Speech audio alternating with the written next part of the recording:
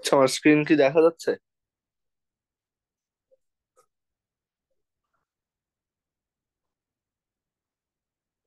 Hello.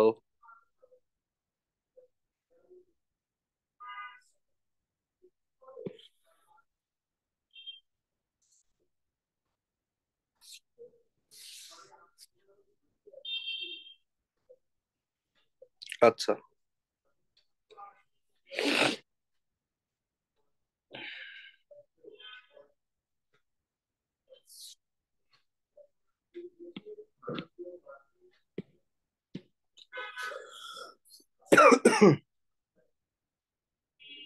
আচ্ছা, আমরা হচ্ছে কালকে ইলেকট্রোলাইসিসের আইডিয়া গুলো পুরোপুরি দেখছিলাম। দ্যাট ইজ আমরা কেস স্টাডি গুলো দেখছিলাম, বাট আমরা হচ্ছে কোনো ম্যাথ দেখিনি। এখানে আমাদের ইলেকট্রোলাইসিসের আইডিয়ার পাশাপাশি যেটা আসলে দরকার, সেটা হচ্ছে ইলেকট্রোলাইসিসের ম্যাথ কিভাবে করে। দেখো তো স্ক্রিনে লেখাগুলো দেখা যাচ্ছে কিনা। জি ভাইয়া। হুম, আচ্ছা। সো ইলেকট্রোলাইসিসের ম্যাথ বোঝার জন্য আমাদের ফার্স্টে যেই টার্মটা বুঝতে হবে, এই টার্মটা আমরা আগেও তোমার কোয়ান্টিটেটিভ কেমিস্ট্রিতে পড়ছি হয়তো, বা বিভিন্ন জায়গায় দেখছি। না দেখলেও সমস্যা নাই। সেটা হচ্ছে ইকুইভ্যালেন্ট নাম্বার। ইকুইভ্যালেন্ট নাম্বার বা বাংলায় হচ্ছে বলা হয় তুল্য সংখ্যা। এই আমরা ইলেকট্রোলাইসিসের যে ম্যাথ গুলো দেখবো সেগুলো বোঝার জন্য আমাদের এই ইকুইভ্যালেন্ট নাম্বার বা তুল্য সংখ্যা নামে একটা কনসেপ্ট আছে, এটা সম্পর্কে ধারণা থাকতে হবে। তো ইকুইভ্যালেন্ট নাম্বার বা তুল্য সংখ্যা বলতে আসলে কি বোঝায়? তো ইকুইভ্যালেন্ট নাম্বার বা তুল্য সংখ্যা বলতে আমরা বুঝবো যে আদান প্রদানকৃত ইলেকট্রন সংখ্যা। আদান প্রদানকৃত আদান প্রদানকৃত ইলেকট্রন সংখ্যা। আদান প্রদানকৃত ইলেকট্রন সংখ্যা, ঠিক আছে। এইটাকে হচ্ছে আমরা ইকুইভ্যালেন্ট নাম্বার বলি। তো ইকুইভ্যালেন্ট নাম্বার আসলে ব্রড ডেফিনেশন আছে, সেটা হচ্ছে যে যদি এসিডের ব্যাপারে বলি, এসিডের ইকুইভ্যালেন্ট নাম্বার আমরা এটা কোয়ান্টিটেটিভ কেমিস্ট্রি বা পরিমাণগত রসায়নে পড়ছিলাম। সেটা হচ্ছে যে কয়টা রিপ্লেসেবল হাইড্রোজেন এইচ প্লাস থাকে। একটা এসিডে যতগুলো রিপ্লেসেবল মানে যতগুলো প্রতিস্থাপনীয় এইচ প্লাস থাকে, সেটাকে বলা হয় সেই এসিডের তুল্য সংখ্যা বা ইকুইভ্যালেন্ট নাম্বার। আমরা যদি কিছু এক্সাম্পল দেই, যেমন লেটস সে এইচসিএল। এইচসিএল এই অ্যাসিডটা আমরা জানি যে একটা এইচ প্লাস দিতে পারে। তারপর হচ্ছে সালফিউরিক অ্যাসিড, আমরা জানি এই অ্যাসিডটা দুইটা এইচ প্লাস দিতে পারে, তাহলে তার ইকুইভ্যালেন্ট নাম্বার হচ্ছে দুই। তারপর ফসফরিক অ্যাসিড, ফসফরিক অ্যাসিডের ইকুইভ্যালেন্ট নাম্বার বা তুল্য সংখ্যা হচ্ছে তিন। আবার ইথানোয়িক অ্যাসিড, ইথানোয়িক অ্যাসিড আমরা জানি একটা এইচ প্লাস দেয়, সো তার ইকুইভ্যালেন্ট নাম্বার হচ্ছে ওয়ান। সো এইভাবে একটা অ্যাসিডের যতগুলা রিপ্লেসেবল এইচ প্লাস থাকে সেটাকেই আমরা বলছি হচ্ছে তার ইকুইভ্যালেন্ট নাম্বার বা তুল্য সংখ্যা। আবার বেইজ বা ক্ষারের জন্য ডেফিনেশনটা আলাদা। যদি আমরা একটা বেইজ বা ক্ষার নেই, বেইজ বা ক্ষার যদি নেই, সেটার জন্য আবার তুল্য সংখ্যা মানে হচ্ছে কয়টা ওএইচ মাইনাস থাকে। যতগুলো ওএইচ মাইনাস থাকে সেটা হচ্ছে তার ইকুইভ্যালেন্ট নাম্বার বা তুল্য সংখ্যা। যেমন এক্সাম্পল যদি দেই, যেমন হচ্ছে let's say sodium hydroxide. Sodium হাইড্রোক্সাইডের তুল্য সংখ্যা হবে ওয়ান। একইভাবে ক্যালসিয়াম হাইড্রোক্সাইড, তার তুল্য সংখ্যা হবে হচ্ছে দুই। সিমিলারলি ম্যাগনেসিয়াম হাইড্রোক্সাইড, তার তুল্য সংখ্যা বা ইকুইভ্যালেন্ট নাম্বার হবে দুই। আর অ্যালুমিনিয়াম হাইড্রোক্সাইড, তার তুল্য সংখ্যা বা ইকুইভ্যালেন্ট নাম্বার হবে তিন। ঠিক আছে, কারণ তার মধ্যে তিনটা ওইচ মাইনাস আছে। তো এইভাবে হচ্ছে তুল্য সংখ্যাগুলা বের করা যায়। আর আমরা চাইলে হচ্ছে এসিড বেস ছাড়াও মেটাল বা নন মেটালের ক্ষেত্রে ইকুইভ্যালেন্ট নাম্বার বা তুল্য সংখ্যা বের করতে পারি, যেটা আমাদের এখানে বেশি কাজে আসবে। এবং এই জিনিসটা আমরা রিডক্স রিয়াকশন পড়ার সময় বা এসিড বেস টাইট্রেশন পড়ার সময় পড়ছি। সো মেটাল বা নন মেটাল মানে ধাতু বা অধাতু, এদের ক্ষেত্রে ইকুইভ্যালেন্ট নাম্বার বা তুল্য সংখ্যা হচ্ছে তার যে ভ্যালেন্সি আছে বা তার যে যোজনী আছে সেটা সমান। ধাতু বা অধাতুর ক্ষেত্রে তার ভ্যালেন্সি বা যোজনী এটি হচ্ছে তার তুল্য সংখ্যা। সো এটা বলতে কি বোঝায়, আমরা তাহলে একটু এক্সাম্পল দেখি যে মেটাল বা নন মেটালের ইকুইভ্যালেন্ট নাম্বার কিভাবে বের করে। সো যেমন ধরো সোডিয়াম, সোডিয়াম মেটালের ইকুইভ্যালেন্ট নাম্বার কত, এটা লিখবো অ্যাজ আ মেটাল। তারপর ধরো হাইড্রোজেন, হাইড্রোজেনেরটা কত, তারপর লেটস সে ম্যাগনেসিয়ামেরটা কত, তারপর লেটস সে ক্যালসিয়াম এটার কত, তারপর ধরো অক্সিজেন এটার কত, তারপর লেটস সে ক্লোরিন এটার কত হবে। সো আমরা ওদের ভ্যালেন্সি বা যোজনী গুলো অলরেডি জানি। তো হাইড্রোজেনের আমরা জানি, সরি সোডিয়ামের আমরা জানি যে ভ্যালেন্সি বা যোজনী হচ্ছে এক, তাহলে এটাই ওর তুল্য সংখ্যা। হাইড্রোজেনের এক, হাইড্রোজেন এইচ থেকে এইচ প্লাস হতে চায়। তারপর ম্যাগনেসিয়াম হচ্ছে ম্যাগনেসিয়াম টু প্লাস হতে চায়, সো তার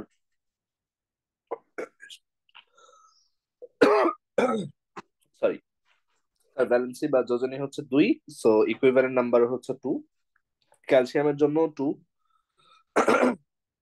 আবার অক্সিজেনের জন্য, অক্সিজেনের জন্য আমরা জানি যে অক্সিজেন হচ্ছে তারও ভ্যালেন্সি দুই, টু মাইনাস হতে চায় সে। আর ক্লোরিন হচ্ছে ক্লোরিন মাইনাস হতে চায়, সো তার ভ্যালেন্সি হচ্ছে ওয়ান। তো এইভাবে আমরা ইকুইভ্যালেন্ট নাম্বার গুলো বের করে ফেললাম। আর আরেকটা ক্যাটাগরি আছে উইচ ইজ এই সল্ট বা অক্সাইড এদের জন্য। ধরো যদি একটা সল্ট বা একটা অক্সাইড বা একটা বেসিক কম্পাউন্ড বা একটা ক্ষারীয় যৌগ এরকম কিছুর ইকুইভ্যালেন্ট নাম্বার বের করতে দেয়, একটা সল্ট বা একটা অক্সাইড বা হচ্ছে একটা বেসিক কম্পাউন্ড, সো তাদের ইকুইভ্যালেন্ট নাম্বার বের করার আহ, বের করার ক্ষেত্রে নিয়মটা হচ্ছে যে যতগুলো ক্যাটায়ন আছে, that is number of cation, যতগুলো ক্যাটায়ন আছে সেই সল্টে নাম্বার অফ ক্যাটায়ন, সেটার সাথে আমরা মাল্টিপ্লাই করব চার্জ অফ ক্যাটায়ন, মানে ক্যাটায়নের চার্জ যত, যতগুলো ক্যাটায়ন আছে ইনটু সেই ক্যাটায়নের চার্জ যত, চার্জ অফ ক্যাটায়ন। এটা হচ্ছে নিয়ম। এখন এক্সাম্পল দেই, এক্সাম্পল দিলে বুঝতে পারবো। যেমন let's say sodium chloride, sodium chloride. তো সোডিয়াম ক্লোরাইড ইকুইভ্যালেন্ট নাম্বার বা তুল্য সংখ্যা কত হবে, আমরা দেখতে পাচ্ছি যে তার ক্যাটায়ন হচ্ছে Na প্লাস, এটার সংখ্যা হচ্ছে ওয়ান। আর আমরা জানি Na প্লাস এর চার্জ হচ্ছে plus one, so one into one, এখান থেকে আসে ওয়ান। সো সোডিয়াম ক্লোরাইডের ইকুইভ্যালেন্ট নাম্বার হচ্ছে ওয়ান। খুবই ইজি। আবার সিমিলারলি আমরা যদি আরেকটা দেখি, যেমন ধরো ক্যালসিয়াম সালফেট, ক্যালসিয়াম সালফেট। তো ক্যালসিয়াম সালফেটে ক্যাটায়ন হচ্ছে ক্যালসিয়াম, সো সে একটাই আছে। আর তার চার্জ আমরা জানি ক্যালসিয়াম সালফেটে ক্যালসিয়াম হচ্ছে টু প্লাস আকারে আছে, সো এটা হবে one into two, that is two. আমরা যদি আরো এক্সাম্পল দিই, let's say sodium carbonate, sodium carbonate. তো সোডিয়াম কার্বনেটে আমরা দেখতে পাচ্ছি সোডিয়াম হচ্ছে দুইটা আছে, ক্যাটায়ন হচ্ছে দুইটা আছে, আর প্রত্যেকটা সোডিয়াম হচ্ছে Na প্লাস আকারে থাকে। তো চার্জ হচ্ছে one, so two into one হচ্ছে টু। আর এবার এটাকে একটু এই পাশে আনি। আরো কয়েকটা এক্সাম্পল বলি, যেমন let's say nickel nitrate, nickel nitrate NiNO3 2, এইটার ইকুইভ্যালেন্ট নাম্বার কত হবে। সো এখানে আমরা বুঝতে পারছি যে ক্যাটায়ন হচ্ছে নিকেল, সো সে একটা আছে, সে হচ্ছে একটা আছে। আর এখানে আমরা জানি যে নাইট্রেট আয়নের চার্জ হয় মাইনাস ওয়ান, সো সে দুইটা আছে। তো তাহলে অবশ্যই এই অংশটার চার্জ হচ্ছে মাইনাস টু। আর যেহেতু পুরোটা একটা নিউট্রাল কম্পাউন্ড, তাহলে নিকেলের চার্জ হচ্ছে প্লাস টু। সো ক্যাটায়ন আছে একটা, চার্জ হচ্ছে দুই, সো এখান থেকে আমরা পেয়ে যাই যে নিকেল নাইট্রেটের ইকুইভ্যালেন্ট নাম্বার বা তুল্য সংখ্যা হচ্ছে দুই। আচ্ছা, এবার তোমাদের কাছে আমার কোশ্চেন, তোমরা একটু আমাকে বলো, এটা করে জানাও যে অ্যালুমিনিয়াম সালফেট Al2SO4 3, এইটার ইকুইভ্যালেন্ট নাম্বার বা তুল্য সংখ্যা কত হবে। Al2SO4 3 অ্যালুমিনিয়াম সালফেট, এটার ইকুইভ্যালেন্ট নাম্বার কত হবে? 6। 6, হ্যাঁ, বিকজ অ্যালুমিনিয়াম আছে দুইটা, আর অ্যালুমিনিয়ামের চার্জ হচ্ছে 3+, বিকজ এই যে এভাবে বোঝা যায় যে দুইটা Al3+ আছে আর তিনটা সালফেট 2- আছে, তারা হচ্ছে এই কম্পাউন্ডটা ফর্ম করছে। সো 2 × 3, মানে আছে দুইটা এবং চার্জ হচ্ছে 3, সো 2 × 3 দ্যাট ইজ 6। আচ্ছা, এরপর আমাকে বলো ওয়াটারের ইকুইভ্যালেন্ট নাম্বার কত হবে? ওয়াটার তো একটা অক্সাইড, তাই না, হাইড্রোজেনের অক্সাইড। এই ক্যাটাগরিটা হচ্ছে সল্ট বা অক্সাইড বা বেসিক কম্পাউন্ড এদের জন্য। তো আমাকে বলো যে ওয়াটারের ইকুইভ্যালেন্ট নাম্বার কত হবে?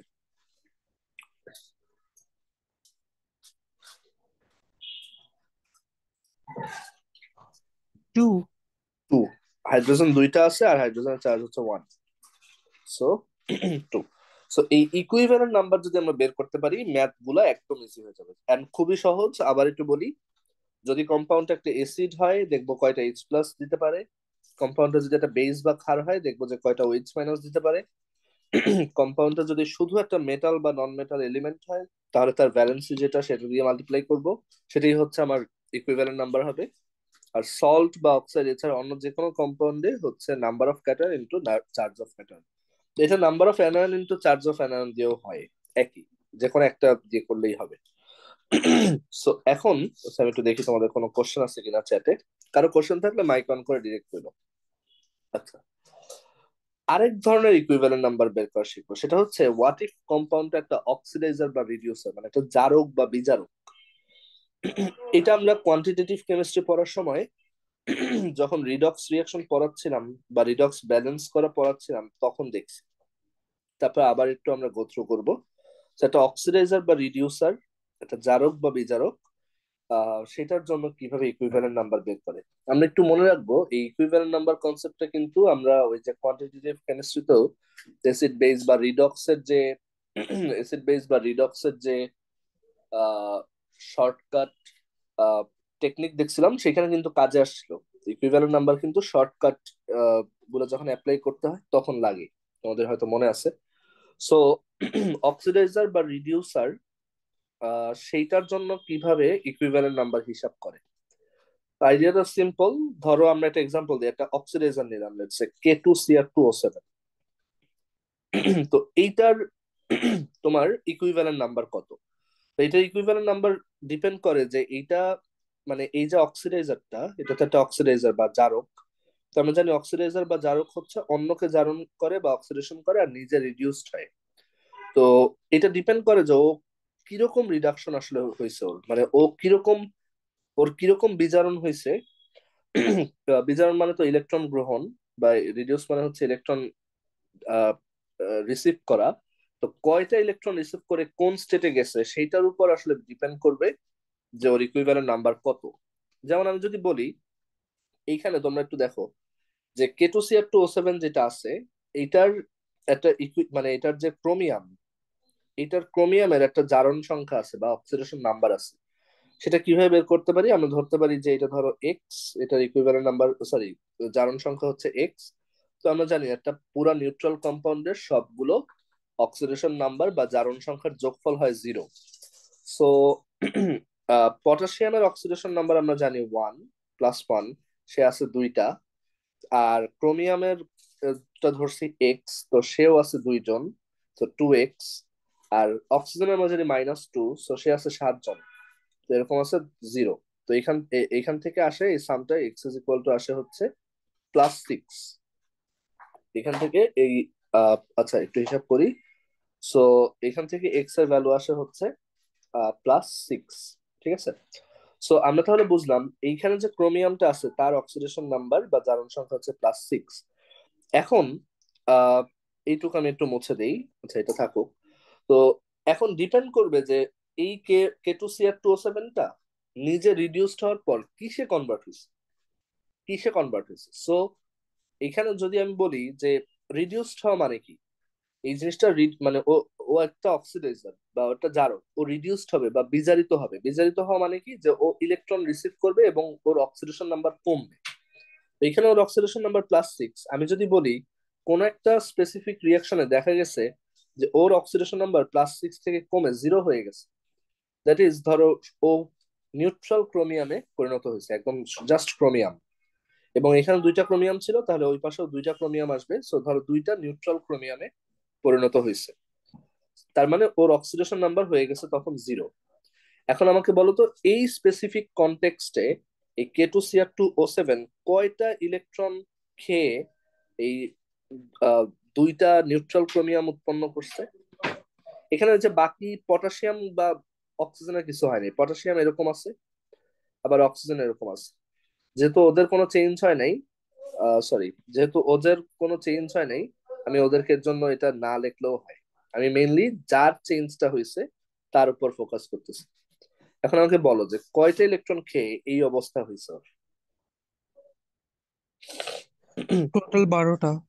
12টা, টোটাল 12টা, রাইট। এখানে দুইটা ক্রোমিয়ামেরই অক্সিডেশন নাম্বার হচ্ছে +6, মানে দুইটা ক্রোমিয়ামের টোটাল প্রত্যেকটা 6টা করে, দ্যাট ইজ প্রত্যেকটা 6টা করে টোটাল 12টা ইলেকট্রনের একটা শর্টেজ ছিল। এখন একটা ইলেকট্রনের শর্টেজ নেই, এখন ওদের অক্সিডেশন নাম্বার 0, তার মানে সে এই 12টা ইলেকট্রন খাইছে, তাই না? 12টা ইলেকট্রন খেয়ে রিডিউসড হয়েছে, এবং এইখানে যেহেতু সে 12টা ইলেকট্রন খেলো, এই স্পেসিফিক কনটেক্সটে আমি তাহলে বলবো, এই স্পেসিফিক কনটেক্সটে আমি বলবো যে K2Cr2O7 এর, মানে এই যে যেটা দেখলাম এখান থেকে আমি এখন বলতে পারি যে K2Cr2O7 এর ইকুইভ্যালেন্ট নাম্বার বা তুল্য সংখ্যা কত? আমি বলছি ইকুইভ্যালেন্ট নাম্বার হচ্ছে আদান প্রদানকৃত ইলেকট্রন, তো এখানে যেহেতু সে 12টা ইলেকট্রনের আদান প্রদান করছে, তার ইকুইভ্যালেন্ট নাম্বার হচ্ছে কত? 12। ঠিক আছে। আচ্ছা, এখন এটা হচ্ছে পুরা কম্পাউন্ডটার ইকুইভ্যালেন্ট নাম্বার।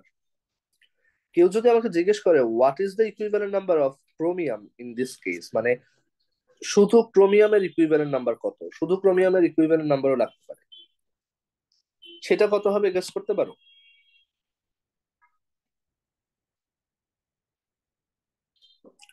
শুধু ক্রোমিয়ামের হচ্ছে 6, ঠিক আছে, মানে 12 হচ্ছে টোটাল, মানে পুরা যৌগের, এন্ড পুরা যৌগের মধ্যে দুইটা ক্রোমিয়াম আছে, তাহলে প্রত্যেকটা ক্রোমিয়ামের ইকুইভ্যালেন্ট নাম্বার কত হবে? 6, তাই না? এখানে প্রত্যেকটা যে ক্রোমিয়াম ছিল, যেমন এই যে এখানে তো দুইটা ক্রোমিয়াম ছিল, দুইটা ক্রোমিয়ামেরই অবস্থা ছিল এরকম +6, দুইটা ক্রোমিয়ামের প্রত্যেকটা এরকম শুধু ক্রোমিয়ামে রূপান্তরিত হয়েছে, তাহলে একটা ক্রোমিয়াম কয়টা ইলেকট্রন খাইছে? 6টা, এর জন্য তার ইকুইভ্যালেন্ট নাম্বার কত? 6। সবাই কি এটা বুঝতে পারছি যে একটা হচ্ছে ফুল কম্পাউন্ডের ইকুইভ্যালেন্ট নাম্বার, আরেকটা হচ্ছে শুধু ক্রোমিয়ামের ইকুইভ্যালেন্ট নাম্বার, যেটা হচ্ছে প্রত্যেকটা ইন্ডিভিজুয়ালের ইকুইভ্যালেন্ট নাম্বার হবে। এটা কি বুঝছো সবাই? জি ভাইয়া। ইজি জিনিস, ঠিক আছে, এই জিনিসগুলো বুঝলে আমাদের জন্য ম্যাথ করা খুবই ইজি হবে, ঠিক আছে। বইয়ে কিন্তু এইভাবে নাই। আচ্ছা, এবার আসি আমাদের পরের এক্সাম্পল এইটাতেই, যে আমরা আরেকটা কেস দেখি, ধরো এটা হচ্ছে আমাদের কেস 1, এটা আমরা এবার এই পটাশিয়াম ডাইক্রোমেটেরই আরেকটা কেস দেখি। সো ধরো পটাশিয়াম ডাইক্রোমেট আছে, এটা হচ্ছে পটাশিয়াম ডাইক্রোমেট K2Cr2O7, আমরা জানি যে এখানে ক্রোমিয়ামের অক্সিডেশন নাম্বার হচ্ছে +6 ইন্ডিভিজুয়াল। আহ এইখান থেকে লেটসে কোন একটা রিয়াকশনে দেখা গেল এইটা প্রডিউসেস, ওর রিডাকশনের পর, ওর বিজারণের পর 2Cr3+ প্রডিউসেস।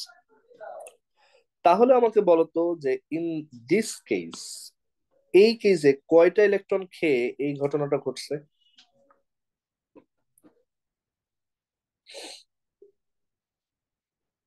এই প্রসেসটায় কয়টা ইলেকট্রন খাওয়ার পর এটা ঘটছে? এখানে টোটাল 6টা। হ্যাঁ, কারণ এই যে প্রত্যেকটা ক্রোমিয়ামের 6টা ইলেকট্রনের ল্যাকিং আছে, এরকম দুইজন আছে, সো টোটাল 12টা ল্যাকিং। আর রাইট সাইডে আমরা দেখতে পাচ্ছি টোটাল দুই তিন, প্রত্যেকটা 3টা করে ল্যাকিং, সো 2 3 6টা ল্যাকিং, সো আগে ছিল 12টা ল্যাকিং, এখন হচ্ছে 6টা ল্যাকিং, তার মানে 12টা থেকে, মানে আগে 12টা শর্ট ছিল, এখন 6টা শর্ট, তার মানে মাঝখানে সে 6টা ইলেকট্রন আসলে রিসিভ করছে বাইরে থেকে। তো এখন যদি কেউ আমাকে জিজ্ঞেস করে এই কনটেক্সটে, এই অক্সিডাইজার রিডিউসারের ইকুইভ্যালেন্ট নাম্বার গুলো কিন্তু চেঞ্জ হয় কনটেক্সট ওয়াইজ, তো এখন কেউ যদি আমাকে জিজ্ঞেস করে যে এই কনটেক্সটে K2Cr2O7 এর ইকুইভ্যালেন্ট নাম্বার কত, তাহলে আমি বলবো যে এই কনটেক্সটে ইকুইভ্যালেন্ট নাম্বারটা হচ্ছে 6, যেহেতু টোটাল 6টা ইলেকট্রন আদান প্রদান হয়েছে, পুরাটার ইকুইভ্যালেন্ট নাম্বার হচ্ছে 6। সো মানে এই কোশ্চেনটা আসলে কখনোই ভ্যালিড না যদি ধরো এমসিকিউ তে আসে যে K2CR2O7 এর ইকুইভ্যালেন্ট নাম্বার কত। বলা যাবে না, কারণ এটা ডিপেন্ড করবে যে ওই রিয়াকশনটা কিরকম হয়েছে। আর যদি এখন জিজ্ঞেস করে যে ক্রোমিয়ামের ইকুইভ্যালেন্ট নাম্বার কত, বলো তো। যদি এখন জিজ্ঞেস করা হয় যে what is the equivalent number of chromium in this case, ক্রোমিয়ামের ইকুইভ্যালেন্ট নাম্বার কত বলবো? 3। 3, রাইট। আচ্ছা, সো এটা বোঝা গেছে। এবার তোমরা একটু ট্রাই করো, সেটা হচ্ছে এটা। উম, তোমরা KMnO4 এর KMnO4, ধরো KMnO4 থেকে প্রডিউস হচ্ছে শুধু ম্যাঙ্গানিজ, মানে নিউট্রাল ম্যাঙ্গানিজ। তো বের করো যে KMnO4 এর ইকুইভ্যালেন্ট নাম্বার কত। KMnO4 এর ইকুইভ্যালেন্ট নাম্বার বা তুল্য সংখ্যা কত?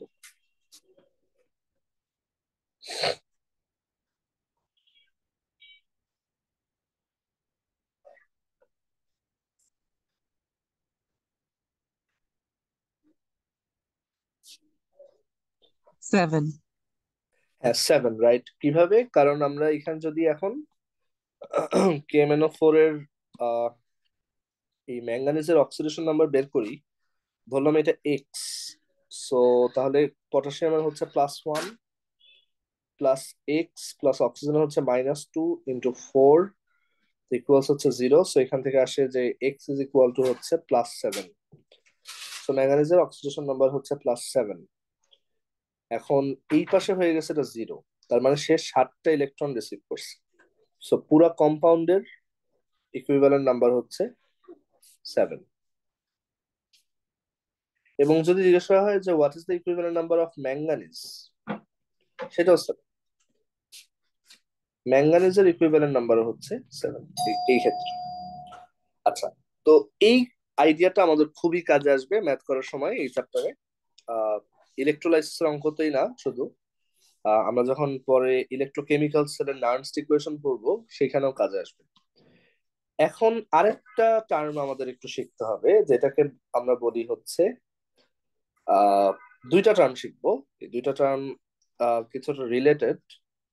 একটাকে বলা হয় কেমিক্যাল ইকুইভ্যালেন্স,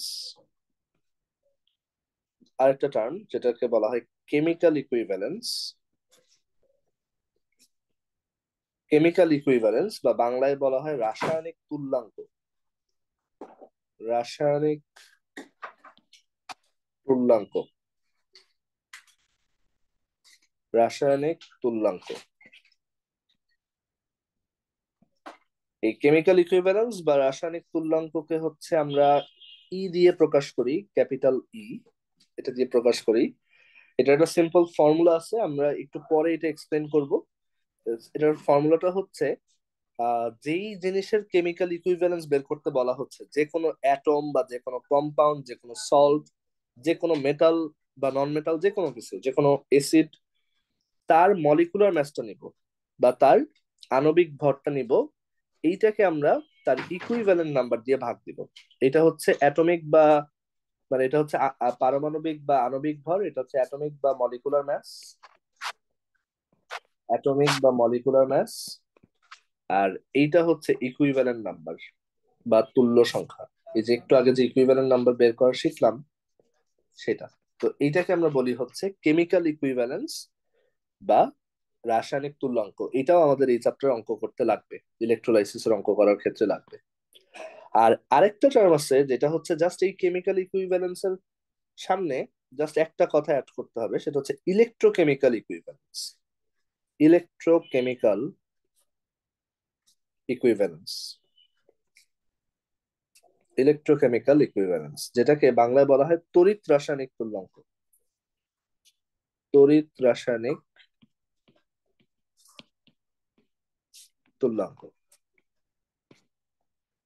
সেই ইলেকট্রোকেমিক্যাল ইকুইভ্যালেন্স বা তড়িৎ রাসায়নিক তুল্যাঙ্ক হচ্ছে এটাকে আমরা জেড দিয়ে প্রকাশ করি, জেড দিয়ে প্রকাশ করি। এবং এইটার ফর্মুলা খুবই সিম্পল, সেটা হচ্ছে এই যে রাসায়নিক তুল্যাঙ্ক বা কেমিক্যাল ইকুইভ্যালেন্স যেটা বের করলাম, সেটাকে যদি আমি একটা কনস্ট্যান্ট আছে এফ, এটাকে বলা হয় ফ্যারাডেস কনস্ট্যান্ট। এটাকে আমরা বলি হচ্ছে ফ্যারাডেস কনস্ট্যান্ট। Faraday's constant. তো এই ফ্যারাডেস কনস্ট্যান্ট দিয়ে যদি ভাগ দেই, তাহলে যে নাম্বারটা পাওয়া যায় সেটাই হচ্ছে ইলেকট্রোকেমিক্যাল ইকুইভ্যালেন্স। বা আমরা যদি এখন আরেকটু এটাকে সিম্পলিফাই করি, ই এর জায়গায় আমরা লিখতে পারি এম বাই ই, আর আগে থেকে এখানে আছে ফ্যারাডেস কনস্ট্যান্ট। সো এইটা হচ্ছে জেড এর সূত্র, যে জেড ইজ ইকুয়াল টু হচ্ছে এম বাই ইএফ। এটাকে আমরা বলি ইলেকট্রোকেমিক্যাল ইকুইভ্যালেন্স। আচ্ছা, এখন এখানে প্রথম কোশ্চেন হচ্ছে যে হোয়াট ইজ ফ্যারাডেস কনস্ট্যান্ট, মানে ফ্যারাডেস কনস্ট্যান্টের ভ্যালু কত?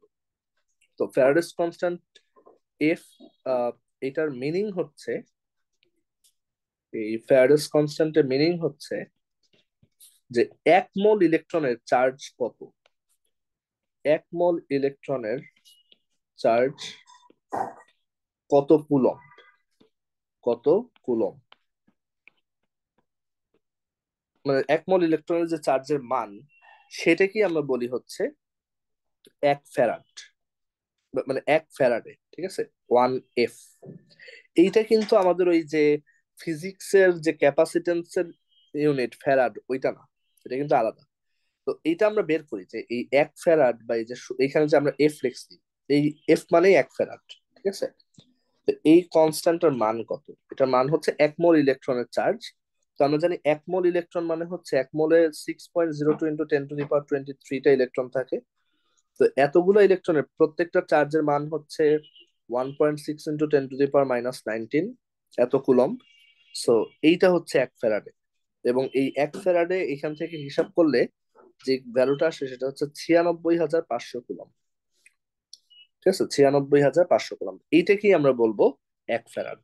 এক ফ্যারাডে মানে হচ্ছে 96,500 কুলম্ব, বা জাস্ট 96,500। সো আমরা যদি কেমিক্যাল ইকুইভ্যালেন্স বা রাসায়নিক তুল্যাঙ্ককে এই ফ্যারাডেস কনস্ট্যান্ট দিয়ে ভাগ দেই, তাহলেই আমরা ইলেকট্রোকেমিক্যাল ইকুইভ্যালেন্স বা তড়িৎ রাসায়নিক তুল্যাঙ্ক পেয়ে যাব। ঠিক আছে, সিম্পল ফর্মুলা, যে Z is equal to E by F, Z is equal to E by F. ঠিক আছে, এটা মাথায় রাখবো। আচ্ছা, আরেকটা জিনিস আমাকে বলতো, ই এর মান বড় নাকি জেড এর মান বড়? সব সময় বলতো, ই এর মান বড় হয় নাকি জেড এর মান বড় হয়, কোনটা বড়? জেড। না, ই অলওয়েজ বড়, তাই না? কারণ জেড এর মান ও হচ্ছে হ্যাঁ, ই। E দিয়ে ভাগ দেওয়ার পর। আচ্ছা, আমরা একটু তাহলে এক্সারসাইজ করি এটার, যে ধর আমরা ধরো জিঙ্কের জেড বের করব, জিঙ্কের তড়িৎ রাসায়নিক তুল্যাঙ্ক বা ইলেকট্রোকেমিক্যাল ইকুইভ্যালেন্স বের করব। তো জেড ইজ ইকুয়াল টু আমরা অলরেডি দেখে আসছি, যেটা হচ্ছে ই বাই এফ, আর ই হচ্ছে M by E. So M by E F, value গুলো বসাবো। জিঙ্কের অ্যাটমিক মাস কত? জিঙ্কের অ্যাটমিক মাস কত বলো? 63.5। না, ওটা তো কপার, 65.4। 65.4। হ্যাঁ। আর জিঙ্কের ইকুইভ্যালেন্ট নাম্বার কত হবে? 2। 2। ও একটা মেটাল, ওর ব্যালেন্স হচ্ছে 2, আর ফ্যারাডের কনস্ট্যান্ট হচ্ছে 96,500। ঠিক আছে, এইখান থেকে একটা ভ্যালু আসবে। এখন এটা তো ওর বের করার formula, but what does it mean, এটার মিনিংটা কি বা এটার সিগনিফিকেন্সটা কি? তো এটার একটা সিগনিফিকেন্স আছে, যেটা আমরা একটু পরে আসলে ক্লিয়ার হবে। বাট এখন একটু এখানে লিখে দিই, এটা এখন এইটা এখনই এক্সপ্লেন করবো না, একটু পরে আসবে। সেটা হচ্ছে এক কুলম চার্জ দিলে, এক কুলম চার্জ দিলে ক্যাথোডে যতটুক জিনিস জমা হয় বা যত গ্রাম জিনিস জমা হয়, ক্যাথোডে যত গ্রাম জিনিস জমা হয়, সেটাই জেড। মানে এখানে এটার সাথে ইলেকট্রোলাইসিসের সম্পর্ক আছে। এই যে জেড এর যে ভ্যালুটা, এটা হচ্ছে এক কুলম চার্জ দিলে ক্যাথোডে যত গ্রাম জিনিস জমা হয়, সেটাই জেড। এটা বলতে বুঝাচ্ছি যে ধরো একটা ইলেকট্রোলাইসিসে আমার যেমন এইখানে এই যে ভ্যালুটা আমরা বের করলাম, এই যে ভ্যালুটা আমরা বের করলাম, তো এই ভ্যালুটা যত আসবে, আমি যদি একটা ইলেকট্রোলাইসিস করি, আর সেইখানে যদি আমার ক্যাথোড আর অ্যানোড থাকে, আমার সলিউশনে যদি জিঙ্ক 2+ থাকে, এটা ধরো অ্যানোড, এটা হচ্ছে ক্যাথোড। তো এরকম যদি একটা ইলেকট্রোলাইসিস করি, তখন এই যে জিঙ্ক 2+টা আমরা জানি ক্যাথোডে গিয়ে জমা হবে। তো যদি আমি ব্যাটারি দিয়ে 1 কুলম চার্জ সেন্ড করি, 1 কুলম চার্জ সেন্ড করি, তখন এই জিঙ্ক 2+ এখানে যত গ্রাম জমা হবে সেটাই আসলে জেড অফ জিঙ্ক। তো কেন এটা আমি একটু পরে বুঝবো, ঠিক আছে? এখন আপাতত এটা বুঝতে হবে না, আমি একটু পরে দেখবো কেন এটার সাথে জেড এর সম্পর্ক আছে, বা কিভাবে আসলে ফ্যারাডে এটা বের করলো। আচ্ছা, তো আমরা এখন এটা বোঝার জন্য যেটা পড়বো সেটা হচ্ছে, মানে এখন হচ্ছে আমাদের, মানে যত প্রি রিকুইজিট ছিল আমরা সব পড়ে আসছি। বইয়েও জিনিসগুলো এইভাবে আছে কিছুটা, বিকজ এই জিনিসগুলো আমাদের ম্যাথ করার ক্ষেত্রে লাগবে। তো এই সব প্রি রিকুইজিট গুলা গো থ্রু করে এখন হচ্ছে আমরা ফাইনালি ফ্যারাডেস ফার্স্ট ল পড়ার জন্য রেডি। মানে মেইন ফর্মুলাটা দেখবো যেটা ইউজ করে আমরা ম্যাথ করবো electrolysis. So Faraday's first law, Faraday's first law কি বলে দেখি। সো ফ্যারাডের ফার্স্ট ল বলে যে, ধরো এরকম একটা কন্টেইনার আছে,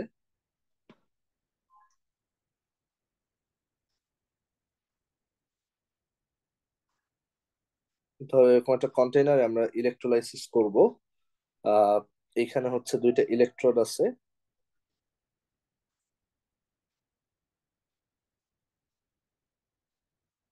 এই একটা দুইটা ইলেকট্রোড, তারা হচ্ছে এরকম ব্যাটারির সাথে কানেক্টেড। তো আমরা জানি ব্যাটারির পজিটিভের সাথে যেটা লাগানো সেটা হচ্ছে অ্যানোড, আর ব্যাটারির নেগেটিভের সাথে যেটা কানেক্টেড সেটা হচ্ছে ক্যাথোড।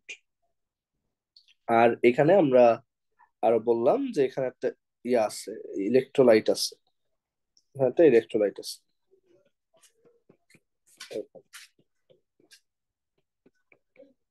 ওকে, তো আমরা জানি যে এখানে কারেন্ট পাস করলে এই নিচে যে ক্যাটায়ন গুলো আছে, ধরো সেই ক্যাটায়নটা হচ্ছে এরকম সাম মেটাল, আমরা জানি ক্যাটায়নটা মেটাল থেকে আসে। আমরা জানি যে সেই ক্যাটায়ন গুলা আস্তে আস্তে রিডিউসড হবে, এই ক্যাথোডে যাবে এবং ক্যাথোডের গায়ে জমা হবে। তো ফ্যারাডে এক্সপেরিমেন্ট করে একটা, এই মানে অনেকবার এই জিনিসটা করে, অনেকবার এই এক্সপেরিমেন্টটা করে সে একটা প্যাটার্ন লক্ষ্য করলো। প্যাটার্নটা হচ্ছে সে দেখলো যে এইখানে যত গ্রাম জিনিস জমা হয়, যতটুক জমা হয়, সেই অ্যামাউন্টটা সে যত কুলম চার্জ ব্যাটারি দিয়ে পাস করতেছে সেটার প্রপোর্শনাল। এন্ড খুবই ইনটুইটিভ, তাই না? এটাই তো হওয়া উচিত, যে যত বেশি কারেন্ট দিব তত বেশি জিনিস এখানে জমা হবে। তো সে দেখলো এটা প্রপোর্শনাল। সবাই কি এই পর্যন্ত ফলো করতে পারছো? দেখো তো, যা যা দেখাইছি, তো জিজ্ঞেস করলাম না, তোমরা কি এই পর্যন্ত ফলো করতে পারছো সবাই? একটু রেসপন্ড করো হুম, সবাই জি চ্যাটে বা ভাইয়া। দিয়ে। হুম, আচ্ছা। সো যেটা বলছিলাম যে ফ্যারাডে খেয়াল করলো যে এই অ্যামাউন্টটা হচ্ছে কিউ এর প্রপোর্শনাল। আচ্ছা, প্রপোর্শনাল যেহেতু, তাহলে এটাকে ইকুয়েট করে লিখতে হলে একটা কনস্ট্যান্ট লাগবে। তো সেই কনস্ট্যান্টটাই ফ্যারাডে নাম দিল যে সেটি হচ্ছে জেড। এখন এই জেড কিভাবে পরবর্তীতে এই ই/এফ হলো বা এম/এফ হলো, আমরা সেখানে একটু পরে আসতেছি। তো সে যেটা করলো যে এই লটা লেখার জন্য এইখানে একটা কনস্ট্যান্ট দিল, এইটাকে আমরা বলি হচ্ছে ইলেকট্রোকেমিক্যাল ইকুইভ্যালেন্স বা তড়িৎ রাসায়নিক তুল্যাঙ্ক। সেখানে আমরা বলি ইলেকট্রোকেমিক্যাল ইকুইভ্যালেন্স অলসো। এখান থেকে আমরা এইটার একটা অল্টারনেট ডেফিনেশন দিতে পারি। সেটা হচ্ছে, দেখো, Z is equal to basically W divided by Q. Z is equal to W divided by Q. আচ্ছা, তাহলে বলো তো এখান থেকে ডেফিনেশনটা কি বলা যায়, যে 1 কুলম চার্জ দিলে যত গ্রাম জিনিস জমা হয়, তাই না? এই যে ডাব্লিউ যেটা, এটা হচ্ছে ডিপোজিটেড অ্যামাউন্ট, হচ্ছে ডিপোজিটেড অ্যামাউন্ট। তো এই ডিপোজিটেড অ্যামাউন্টটা প্রপোর্শনাল টু কত কুলম চার্জ ব্যাটারি দিয়ে পাস করা হয়েছে। চার্জ বলতে কি, যে এখানে আমরা তো জানি ব্যাটারি থেকে কি আসে, কারেন্ট আসছে। আর কারেন্ট মানে কি, charge. I is equal to Q by T. So Q is equal to IT. So এখানে চার্জ ফ্লো হচ্ছে। তো এখন এখানে আমাদের বেসিক্যালি বলতে হবে যে এখান থেকে আমরা তাহলে বলতে পারি যে জেড হচ্ছে ডাব্লিউ বাই কিউ। এখান থেকে আমরা একটা ডেফিনেশন পেয়ে গেলাম যে তার মানে জেড এর মিনিং হচ্ছে 1 কুলম চার্জ দিলে, ব্যাটারি থেকে যদি 1 কুলম চার্জ দিই, 1 কুলম চার্জ দিলে যত গ্রাম যত গ্রাম জিনিস, এই যে ডাব্লিউ ডাব্লিউ হচ্ছে কত গ্রাম এখানে স্টোর হয়েছে। সো যত গ্রাম জিনিস ক্যাথোডে জমা হয়, যত গ্রাম জিনিস ক্যাথোডে জমা হয়, এটা হচ্ছে আমাদের জেড এর ডেফিনেশন। এবং এই ফর্মুলা থেকে আমরা জেড এর একটা ইউনিটও বলতে পারি। জেড এর ইউনিট হচ্ছে গ্রাম পার কুলম। জেড এর ইউনিট হচ্ছে গ্রাম পার কুলম, আমরা এমসিকিউ তে আসলে বলতে পারবো। ঠিক আছে, জেড এর ইউনিট হচ্ছে গ্রাম পার কুলম। আচ্ছা, আরেকটা জিনিস এখান থেকে আমরা একটু বুঝতে পারি, সেটা হচ্ছে যে দাঁড়াও, সেটা হচ্ছে যে আহ, এইটাকে আমরা ফার্দার সিম্পলিফাই করতে পারি কিনা। যে জেড সমান আমরা লিখলাম, জেড ইজ ইকুয়াল টু হচ্ছে W divided by Q, W by Q. আহ তো এখন খেয়াল করে দেখো যে আমরা একটু আগে পড়ে আসছি যে জেড হচ্ছে, জেড এর আরেকটা ফর্মুলা হচ্ছে, কেন এই ফর্মুলাটা আছে সেটা আমরা একটু পরে বলবো। আমরা একটু আগে দেখে আসছি যে জেড বের করার উপায় হচ্ছে জেড ইজ ইকুয়াল টু হচ্ছে এম বাই ই এফ। কারণ জেড এর ওই ইলেকট্রোকেমিক্যাল ইকুইভ্যালেন্সের হচ্ছে কেমিক্যাল ইকুইভ্যালেন্স বা রাসায়নিক তুল্যাঙ্কের সাথে এরকম একটা সম্পর্ক আছে। তো সেইখান থেকে আমরা বের করছি যে জেড কে এইভাবে বের করা যায়। আচ্ছা, সো এইটা কিভাবে আসছে বলবো, বাট আমরা সেটা যদি ইউজ করি এখানে, তাহলে ডাব্লিউ ইজ ইকুয়াল টু আমরা একটা সিম্পলিফাইড ফর্মুলা লিখতে পারি যে W is equal to Z Q, আর জেড হচ্ছে ই বাই এফ। সো এখানে লেখা যায় E by F into Q. Further simplification করতে পারি যে এখান থেকে বলা যায় W is equal to E হচ্ছে আবার এই যে এম বাই ই। সো এখানে বসাই, so M by E F. আর কিউ সমান আমরা জানি আইটি, তাই না? Charge is equal to current into time. So এখান থেকে আমরা একটা ফর্মুলা পাই, সেটা হচ্ছে যে W is equal to MIT by EF, MIT by EF. তো এই ফর্মুলাটা আমরা খুব ভালোভাবে মনে রাখবো, আমাদের ইলেকট্রোলাইসিসের বেশিরভাগ অঙ্কই এই ফর্মুলাটা ইউজ করে করতে হবে। আরো বিভিন্ন ভাবে করা যায়, ম্যাথ গুলা সহজ উপায়ে করা যায়, আমি দেখাবো। তো এই ফর্মুলাটা তুমি মুখস্থ রাখতে পারো। এই ফর্মুলাটা মুখস্থ না রেখে আরেকটা অল্টারনেট হচ্ছে, তুমি চাইলে এইভাবেও মনে রাখতে পারো যে ডাব্লু বাই এম, ধর আমি ক্যাপিটাল এমটাকে লেফট সাইডে আনলাম, তাহলে ডাব্লু বাই এম সমান হচ্ছে আইটি বাই ইএফ। এখন আমাকে বলতে পারবা যে ডাব্লু বাই এম এটা কি ইন্ডিকেট করে? দেখি বলো তো, কেমিস্ট্রিতে ডাব্লু বাই এম এটা কি ইন্ডিকেট করে?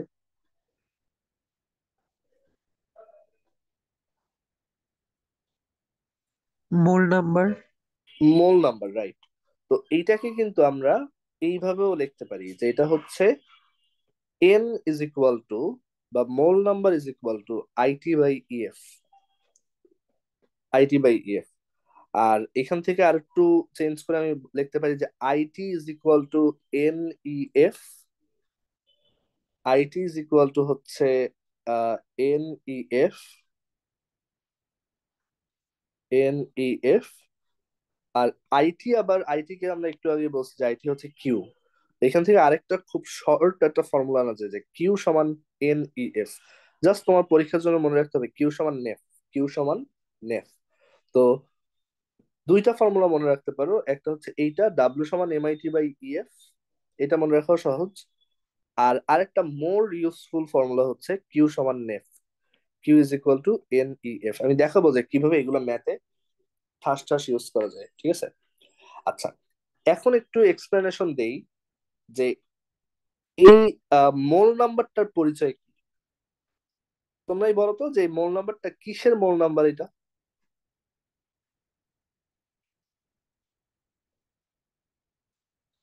এই যে এন, যতগুলা মেটাল স্টোর হয়েছে। ক্যাথোডে। রাইট। এই যে ডাব্লু যেটা আছে এখানে, এই ডাব্লুটা কি ছিল, যে ক্যাথোডে কতটুকু ডিপোজিট হয়েছে বা জমা হয়েছে। আর ডাব্লু বাই এম কি, ওইটারই মোল সংখ্যা। ওইটাকে যখন এম দিয়ে ডিভাইড করছি তার মোল নাম্বার পাইছি। তো এন এর পরিচয় হচ্ছে, আমরা এন এর পরিচয়টা খুব ভালোভাবে মনে রাখবো, কারণ ম্যাথ করার সময় এই সাটলটি গুলা খুব ইউজফুল হবে। যে এন হচ্ছে, এন কে বিভিন্ন ভাবে বলা যায়। এন হচ্ছে ক্যাথোডে জমা হওয়া মোল, তাই না? এন হচ্ছে ক্যাথোডে জমা হওয়া মোল। ক্যাথোডে যত মোল জমা হয়েছে সেটাই হচ্ছে। আবার এটাকে এভাবে বলা যায় না যে এন হচ্ছে অ্যানোডের ক্ষয় হওয়া মোল। বাট অ্যানোড কি সবসময় ক্ষয় হয় বলতো? কখন ক্ষয় হয় আর কখন হয় না? কালকে পড়াইছি। অ্যানোড কি সবসময়, এই যে অ্যানোড, এটা কি সবসময় ক্ষয় হতে থাকে? এটা কখন ক্ষয় হয় কখন ক্ষয় হয় না? আমরা দেখছিলাম যে ইলেকট্রোলাইটটা যেই সল্টটা, যেই মেটালের ইলেকট্রোলাইট সল্টটা যেই মেটালের, সেই সেম মেটালের যদি অ্যানোড ইউজ করা হয় তখন সেই অ্যানোডটা ক্ষয় হতে থাকে। আর সেই সল্ট থেকে যদি কম রিঅ্যাক্টিভিটির মেটাল ইলেকট্রোড হিসেবে ইউজ করা হয়, যেমন কপার সালফেটের ক্ষেত্রে প্লাটিনাম, তো সেক্ষেত্রে কিন্তু এটা ক্ষয় হয় না। তো এন ইকুয়ালস, যদি অ্যানোড ক্ষয় হয় সেক্ষেত্রে আমি বলতে পারবো যে অ্যানোডে ক্ষয় হওয়া মোল। যদি অ্যানোড সবসময় ক্ষয় হয় না, বা যদি হয়, সেক্ষেত্রে অ্যানোডে ক্ষয় হওয়া মোলটাও এই এন দিয়ে এক্সপ্রেসড হবে। মানে অ্যানোড যদি ক্ষয় হয় তখন এই এন দিয়ে আমি অ্যানোড থেকে কত মোল ক্ষয় হয়েছে সেটা বোঝাইতে পারবো। আচ্ছা, এন কে অলসো বলতে পারবো, এন এর আরেকটা পরিচয় হবে, হচ্ছে, আমরা জানি যে অ্যানোড যদি ক্ষয় না হয়, ধরো অ্যানোড ক্ষয় হয় না, এখানে ধরো আমি প্লাটিনামের ইলেকট্রোড ইউজ করলাম, অ্যানোড যদি ক্ষয় না হয়, ইন দ্যাট কেস আমি জানি যে এখান থেকে তখন এই সলিউশনে কি হতে থাকে, কনসেন্ট্রেশন কমতে থাকে, কারণ এখান থেকে বারবার অ্যানোডে গিয়ে জমা, ক্যাথোডে গিয়ে জমা হতে থাকে, আমার সলিউশনের কনসেন্ট্রেশন বা ঘনমাত্রা কমতে থাকে। তো এই যে সলিউশন থেকে কত মোল চলে গেল, দ্যাট ইজ সলিউশন থেকে চলে যাওয়া মোল, সেটাও এন দিয়ে ডিনোটেড হবে। সলিউশন থেকে চলে যাওয়া সল্টের মোল নাম্বার, সরি, সলিউশন থেকে চলে যাওয়া সল্টের মোল নাম্বার, সল্টের মোল নাম্বার হচ্ছে আহ এই এন দিয়ে ডিনোটেড হবে। আমরা ম্যাথ করার সময় আরো বেটার বুঝবো এগুলা। আর আরেকটা কোশ্চেন হচ্ছে যে এই যে ই এর কথা বলতেছে, এটা কার ই বলতো? এটা কার ই? এটা হচ্ছে যার এন এর ব্যাপারে আমরা কথা বলছি তার ই। মানে আমরা ম্যাথ করার সময় যার এন নিয়ে কথা বলবো, যার এন, যার মোল নাম্বার, তার ই বসাতে হবে। তুমি ফর্মুলাতে যার মোল নাম্বার বের করবা বা যার মোল নাম্বার বসাবা, তারই ইকুইভ্যালেন্ট নাম্বার বা তুল্য সংখ্যা বসাবা, তাহলেই হবে। ঠিক আছে? ম্যাথ গুলা এইভাবে না করলে, বইয়ে যেভাবে আছে করলে খুব কঠিন লাগে। বাট আমি একদম ইজি করে দেখাচ্ছি যাতে কোনো ধরনের কনফিউশন ক্রিয়েট না হয়। ঠিক আছে? আচ্ছা, সো সোফার কি সবার ক্লিয়ার বলো তো?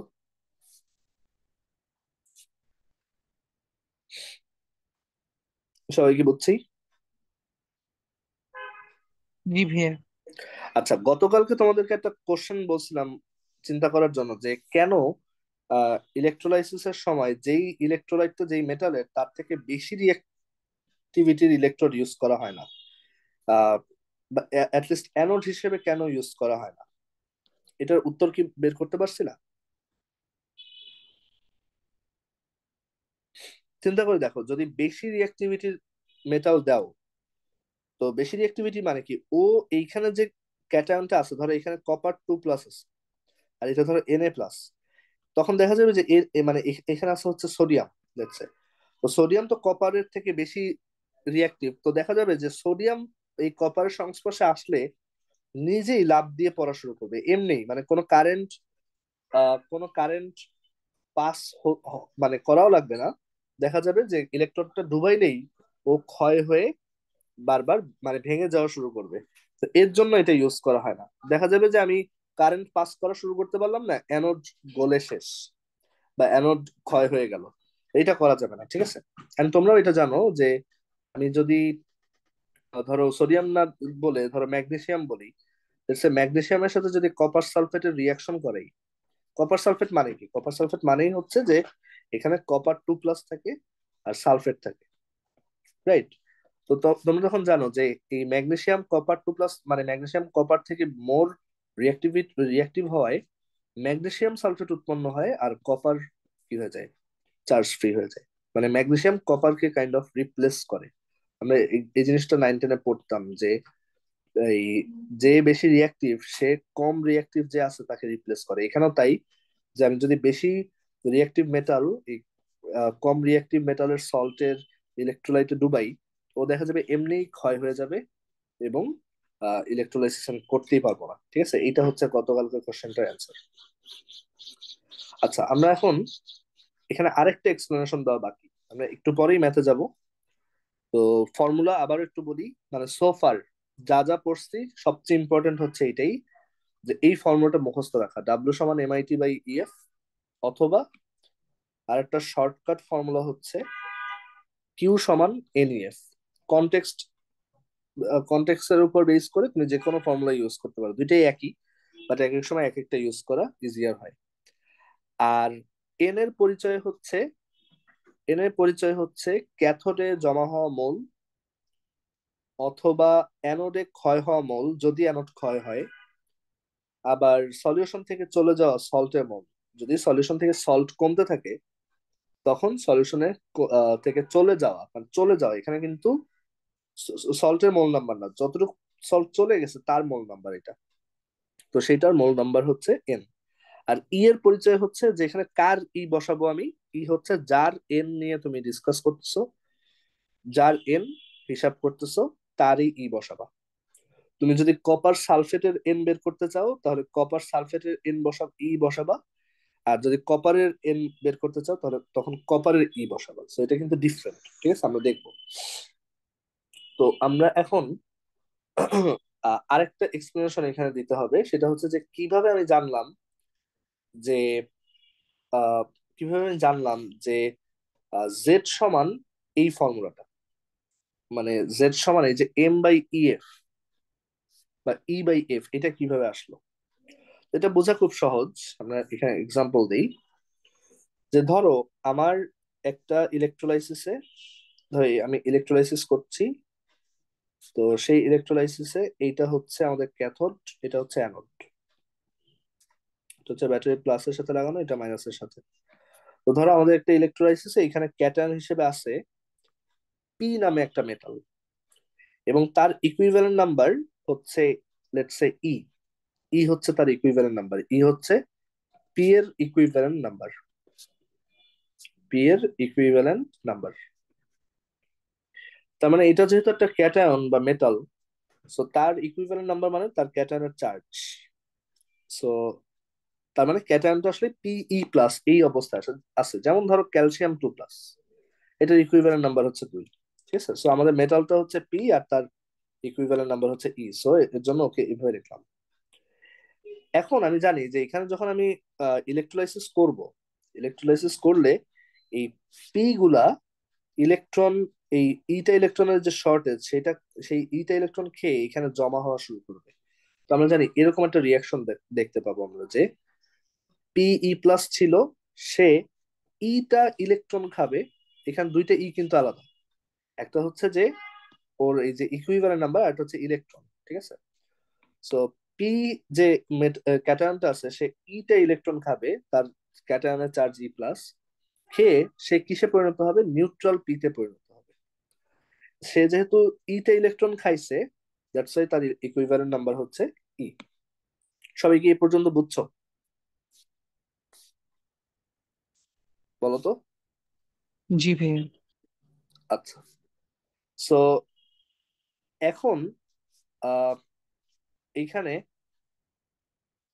চিন্তা করে দেখো যে এই রিয়াকশনে, এই রিয়াকশনটায় কত মোল ইলেকট্রন আদান প্রদান হয়েছে, বলতো কত মোল ইলেকট্রন ট্রান্সফার হয়েছে এই রিয়াকশনটায়, কয় মোল ইলেকট্রন গেল? মোল, তাই না? আমরা বলতে পারি মোল ইলেকট্রনের ট্রান্সফার হয়েছে। এই ই মোল ইলেকট্রনের ট্রান্সফারে কত মোল পি প্রডিউস হয়েছে, সলিড পি প্রডিউস হয়েছে, বলো তো। এই ওয়ান যে মোল। 1 মোল। আচ্ছা, তুমি অ্যান্সার দেওয়ার সময় এত ডাউট করো কেন? অ্যান্সার করো তো ঠিক আছে। তো এই যে ই মোল ইলেকট্রনের ট্রান্সফারের জন্য 1 মোল পি প্রডিউস হলো, ঠিক আছে।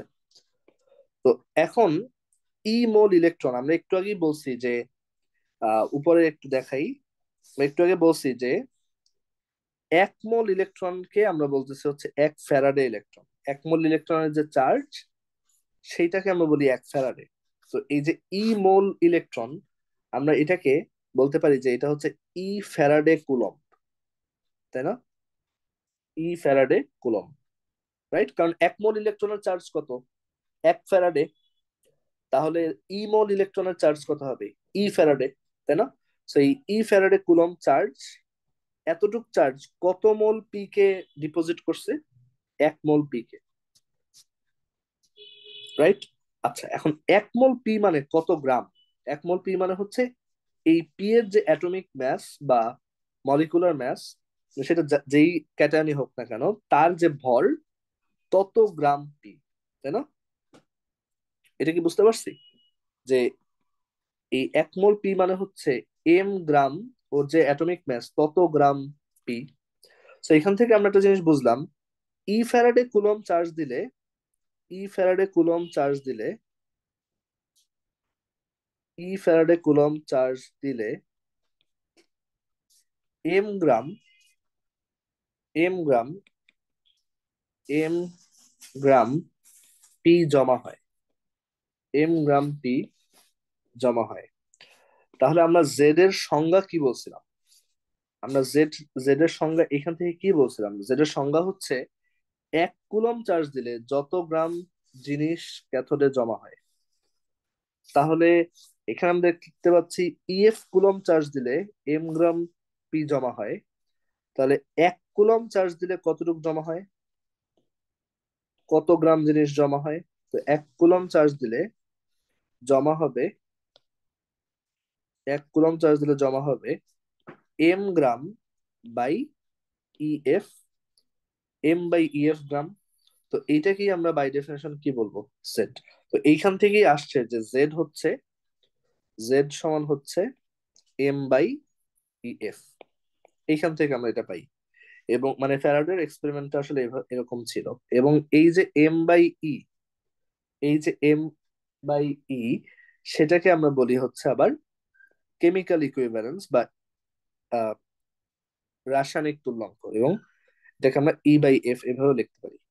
সবাই কি বুঝতে পারছি যে জেড এর ডেফিনেশন কি? জেড এর ডেফিনেশন হচ্ছে 1 কুলম্ব চার্জ দিলে কত গ্রাম জিনিস জমা হয়। এবং অলসো আমরা এইভাবে এরকম ভাবে হিসাব করে বুঝলাম এই জেড সমান হচ্ছে M/EF। জেড সমান হচ্ছে M/EF, ঠিক আছে। আর M/E কেই হচ্ছে আবার বলা হয় কেমিক্যাল ইকুইভ্যালেন্স, ই। Capital E/F। তো আমরা যেটা করছি পরবর্তীতে, জাস্ট এইখান থেকে এই যে অংশটা, এইটাকে নিয়ে আমরা পরে কাজ করছি, যে আমরা লিখছি W/Q সমান হচ্ছে M/EF। আমরা চাইলেই এই এমটাকে এই পাশে নিয়ে আসতে পারি। সো W/M সমান Q/EF, আর W/M হচ্ছে N। So N = Q/EF। বুঝতেই পারছো এই এনটা হচ্ছে যতটুকু জমা হয়েছে তার মোল নাম্বার। বাট এটা অ্যানোডের ক্ষয় হওয়া মোল নাম্বারটাও হতে পারে, কারণ আমরা জানি যে ক্যাথোডে যতটুকু জমা হয়, অ্যানোড যদি ক্ষয় হয় তখন ক্যাথোডে যতটুকু জমা হয় ততখানি ক্যাথোড থেকে অ্যানোড থেকে আবার ক্ষয় হতে থাকে। আমরা এটা পড়ছিলাম যে যদি কপারের সল্ট আর কপারেরই ইলেকট্রোড নেই, তখন এখানে কপার একটা জমা হলে এখান থেকে একটা লাফ দিয়ে পড়ে, আবার একটা এখানে জমা হলে এখান থেকে লাফ দিয়ে আরেকটা পড়ে, ঠিক আছে। সো এখান থেকে আমরা তাহলে এই সূত্রটা লিখতে পারি যে Q হচ্ছে NEF। এই ফর্মুলাটা আমরা মুখস্থ রাখবো সামনে যে অঙ্কগুলো দেখাবো সেটার জন্য। এন্ড অলসো আমরা এখানে আরেকটা কাজ করতে পারি যে কিউ সমান লিখতে পারি IT। তো এখান থেকে আসে W/M সমান হচ্ছে IT/EF। অ্যান্ড দেন এইখান থেকে পরবর্তীতে লেখা যায় যে W is equal to MIT by EF. তো আমরা এই দুইটা ফর্মুলা সামনে যে অঙ্কগুলো দেখাবো সেগুলোর জন্য মুখস্থ রাখবো। আচ্ছা, আমাকে একটু 1 মিনিট সময় দাও, একটু আসতেছি, একটু wait।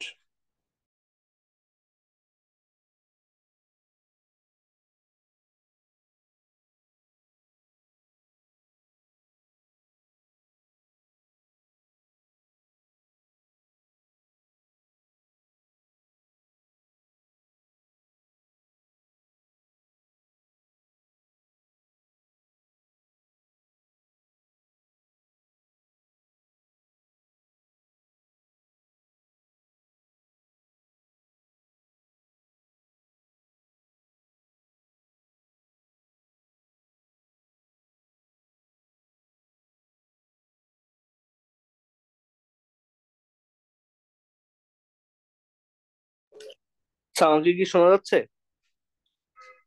जी भैया। হুম। আচ্ছা, স্ক্রিন শেয়ার দিচ্ছি, একটু ওয়েট করো।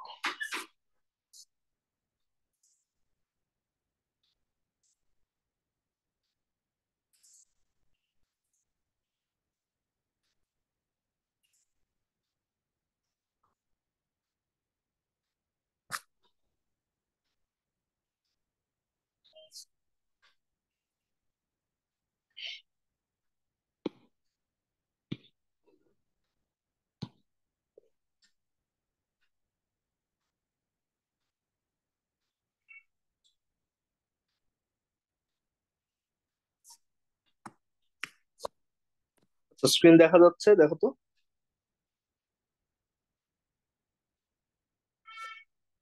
जी হুম। भैया। আচ্ছা, সোফার আমরা অনেক এক্সপ্লেনেশন দেখছি, বাট এখন মেইনলি হচ্ছে সামনে যে অঙ্কগুলো করব, জাস্ট ইদার এই ফর্মুলাটা অথবা এইটা, অথবা দুইটাই মনে রাখতে পারো। একটা হচ্ছে কিউ সমান নেফ, খুবই শর্ট একটা ফর্মুলা, আর একটা হচ্ছে ডাব্লিউ সমান এমআইটি বাই ইএফ। আর আরেকটা জিনিস একটু বলে রাখি যে এই মোল নাম্বার কিন্তু বিভিন্ন উপায়ে বের করা যায়। আমরা এটা আগে পড়ছি যে মোল নাম্বার হচ্ছে ডাব্লিউ বাই এম দিয়ে বের করা যায়, যখন একটা গ্রাম অ্যামাউন্ট দেওয়া থেকে আর মলিকুলার ম্যাস আমরা জানি বা অ্যাটমিক ম্যাস জানি বা পারমাণবিক ভর জানি, ভাগ দিয়ে দিলেই মোল নাম্বার আসে। বাট মোল নাম্বার কি এইভাবে বের করা যায় না? এন বাই এন এ যে কতগুলা আছে ডিভাইডেড বাই অ্যাভোগাড্রো নাম্বার কত, এইভাবে মোল নাম্বার বের করা যায়। আবার মোল নাম্বার বের করার আরেকটা উপায় হচ্ছে যে ভলিউম কত। ধরো আমাকে একটা সলিউশন দেওয়া আছে, তো সেই সলিউশনের ভলিউম বা আয়তন কত ইনটু তার কনসেন্ট্রেশন বা ঘনমাত্রা কত, মানে এটা হচ্ছে কি লিটার আর এটা হচ্ছে কি মোল পার লিটার, এই দুইটা গুণ দিলে আমরা তখন সলিউট বা দ্রবের ঘনমাত্রা পেয়ে যাব বা কনসেন্ট্রেশন পেয়ে যাব, সরি, সলিউট বা দ্রবের মোল নাম্বার পেয়ে যাব, রাইট? আবার গ্যাসের ক্ষেত্রে আমরা জানি, গ্যাসের ক্ষেত্রে মোল নাম্বার বের করা যায় হচ্ছে এবং সবগুলোই কিন্তু এখানে লাগবে, আমি এর জন্যই দেখাচ্ছি। গ্যাসের ক্ষেত্রে আমরা জানি যে কোন একটা গ্যাস এসটিপি তে কত লিটার আছে, সেটাকে যদি আমরা 22.4 দিয়ে ভাগ দিই, তখনও কিন্তু তার মোল নাম্বার পাওয়া যায়। একটা গ্যাস এসটিপি তে কত লিটার আছে সেটাকে 22.4 দিয়ে ভাগ করলে তার মোল নাম্বার পাওয়া যায়। আবার এসএটিপি তে থাকলে কত দিয়ে ভাগ দিতে হয় বলতো? 789। 24.789, রাইট? আবার আরেকভাবে আমরা জানি গ্যাসের মোল নাম্বার, আরেকটা জেনারেল ওয়েতে বের করা যায়, সেটা হচ্ছে পিভি বাই আরটি। কোনটা গ্যাসের প্রেসার কত ইন্টু তার ভলিউম কত divided by R into T কত। আর এখন আরেকটা জিনিস আমরা শিখলাম আজকে, সেটা হচ্ছে এই যে দেখো, এন ইজ ইকুয়াল টু, এখান থেকে বের করছি যে এন সমান হচ্ছে এই যে কিউ বাই ইএফ। এইটাও তাহলে মোল নাম্বার বের করার এখন থেকে একটা সূত্র হিসেবে আমরা মনে রাখবো, যে এন ইজ ইকুয়াল টু হচ্ছে Q by EF, Q by EF. আর কিউ সমান হচ্ছে আবার IT, so IT by EF, এইভাবে লেখা যায়। তো এই চ্যাপ্টারে এই যে মোল নাম্বার বের করার ক্ষেত্রে এই সব কয়টা ফর্মুলা আমাদের কাজে আসবে, ঠিক আছে? এই জিনিসটা আমরা খুব ভালো মতো মনে রাখবো। শুধু এই চ্যাপ্টারে না, অন্য চ্যাপ্টার গুলো তো আসবে।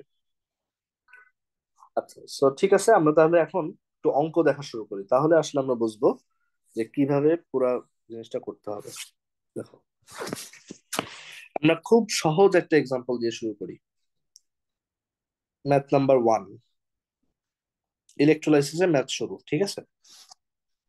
প্রথম কোশ্চেনটা হচ্ছে, how much charge how much charge in farad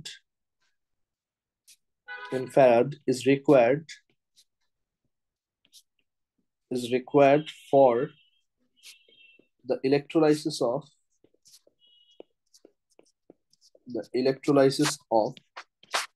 5 mole water. 5 মোল পানিকে ইলেকট্রোলাইসিস করতে বা তড়িৎ বিশ্লেষণ করতে কত ফ্যারাড চার্জ লাগবে? আমাদের সূত্র একটাই, Q is equal to N E F. আমাদেরকে বের করতে বলছে কিউ এর মান। আচ্ছা, এখন একটু মনে রাখবো, চার্জটা কিন্তু কুলম্বে বের করতে পারে নাই, বলছে ফ্যারাডে বের করতে বলছে। তো যদি ফ্যারাডে বলে তখন এই এফটাকে আমরা আর ভাঙাবো না। যদি কুলম্বে বলে তখন এফ এর জায়গায় 96,500 কুলম্ব লিখবো। বা যদি ফ্যারাডেই বের করতে বলে তখন এফটা রেখে দিব। তো জাস্ট এখানে এন আর ই এর মান বসাতে হবে। আচ্ছা, আমরা বের করতে চাই যে কতটুকু চার্জ লাগবে for the electrolysis of 5 mole water. তো দেখো, এই মোল নাম্বারটা কার মোল নাম্বার দেওয়া আছে এখানে? এটা কার মোল নাম্বার বলো? ওয়াটারের, তাই না? ওয়াটারের মোল নাম্বার দেওয়া। তো এখানে এন বসবে কি 5। এখন ই কত বসবে বলো?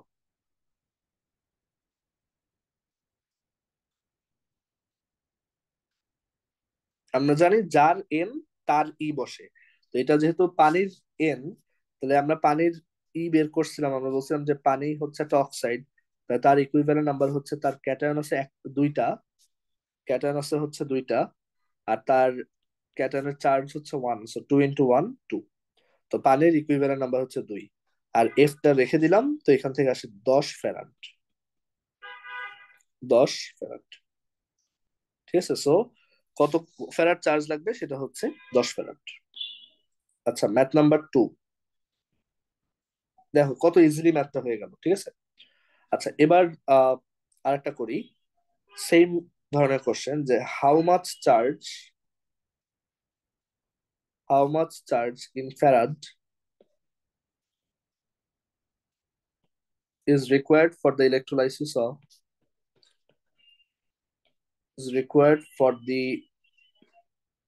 electrolysis of 90 gram water.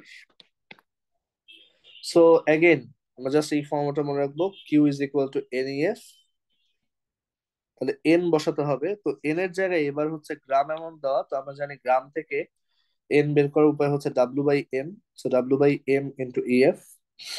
W হচ্ছে 90 গ্রাম, আর ওয়াটারের এম আমরা জানি 18, ওয়াটারের ইকুইভ্যালেন্ট নাম্বার হচ্ছে 2, আর যেহেতু ফ্যারাডে বের করতে বলছে এফ রেখে দিব, এখান থেকেও আসে 10 ফ্যারাড, ঠিক আছে। আচ্ছা, এবার আরেকটা করি, ধরো ম্যাথ নাম্বার 3, সেম কোশ্চেন, বলা হলো how much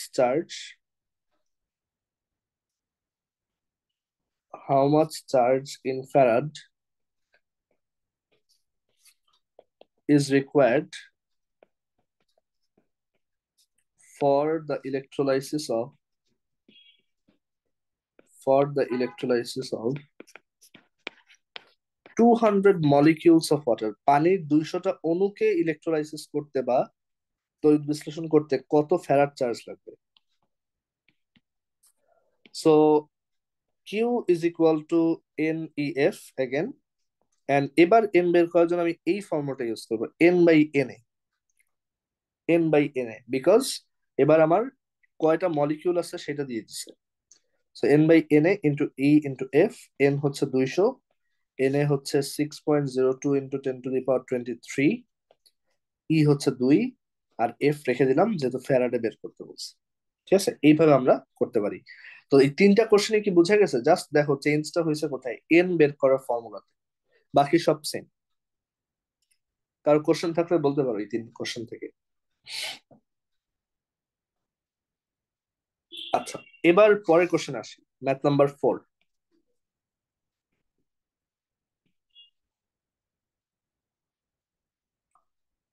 ম্যাথ নাম্বার 4টা তোমরা করবা।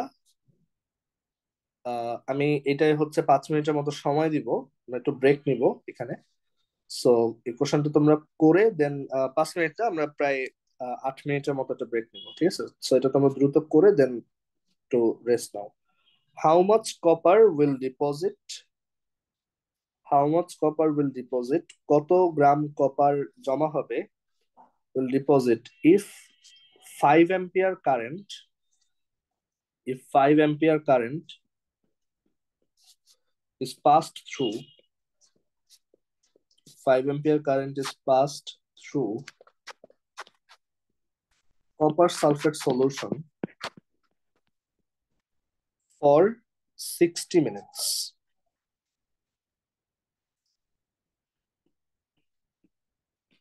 ঠিক আছে, এই কোশ্চেনটা করো এবং আমরা 12:24 থেকে আবার কন্টিনিউ করি, ঠিক আছে? একটু আমরা ব্রেক নেই, তুমি এই অঙ্কটা করো, করে অ্যান্সারটা চ্যাট বক্সে লেখো।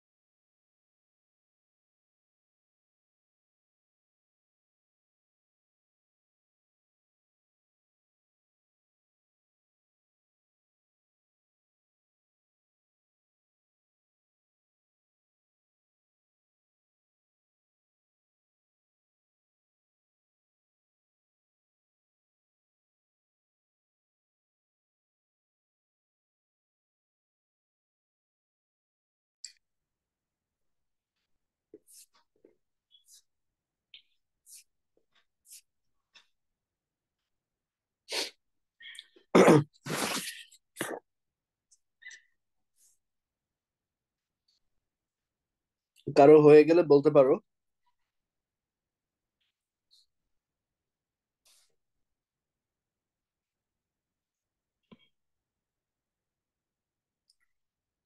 চ্যাটে অ্যান্সার পাঠাইছো আহনাফ, গুড।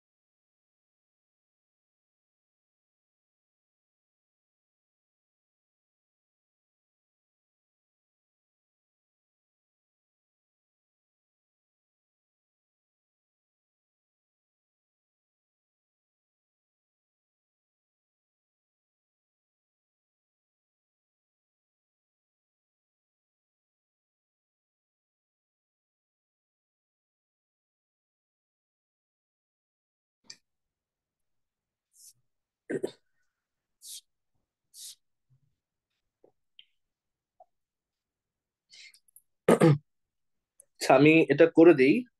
আহ যাদের হয়ে গেছে একটু দেখো। এটা হচ্ছে আমরা ডিরেক্টলি এভাবে করতে পারি যে W is equal to MIT by EF। ঠিক আছে, এখানে যেহেতু বলছে যে কত গ্রাম জমা হবে, how much copper will deposit, so W বের করতে বলছে আর কি। অথবা তুমি এভাবে লিখতে পারো যে আমরা জানি যে Q is equal to NEF।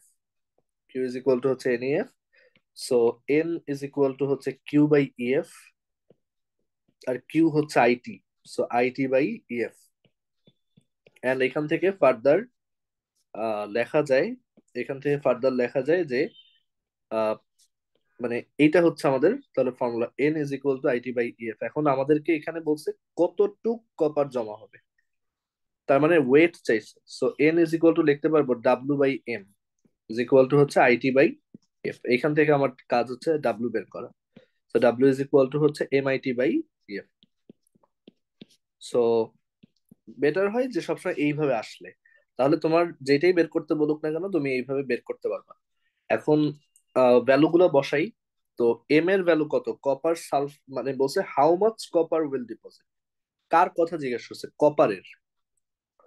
তো উপরে তাহলে কপারের এমটা বসবে, মানে যার ব্যাপারে জিজ্ঞেস করা হচ্ছে তার ইনফরমেশন বসাবো। তো কপারের এম আমরা জানি 63.5। তারপর কারেন্ট কত, তো এখানে বলছে 5 ampere current is past, so I হচ্ছে 5। তারপর পাস্ট ফর 60 মিনিটস, 60 মিনিটস মানে 3600 সেকেন্ড, তো এখানে টি এর জায়গায় 3600 বসাবো। তারপর তো এখানে আমরা কার মোল নাম্বার বা কার ওয়েট নিয়ে কথা বলছি, কপার, আমরা জানি কপারের ইকুইভ্যালেন্ট নাম্বার হচ্ছে 2, তো এখানে বসবে 2। আর এফ এর মান হচ্ছে 96,500। তো এইটা যদি আমরা হিসাব করি তখন আমরা পেয়ে যাব 5.922 গ্রাম, এত গ্রাম কপার। ঠিক আছে। আচ্ছা, আমরা আমাদের পরের ম্যাথে আসি, আমরা আরো অনেকগুলো ম্যাথ দেখাবো, এখন একটু ফাস্ট যাই। সো হচ্ছে ম্যাথ নাম্বার 5 হচ্ছে যে 160 milliamp current, 160 milliamp current is passed through 160 milliamp current is passed through copper sulfate solution for 40 minutes. Question হচ্ছে how many copper atoms how many copper atoms will deposit how many copper atoms will deposit in the electrode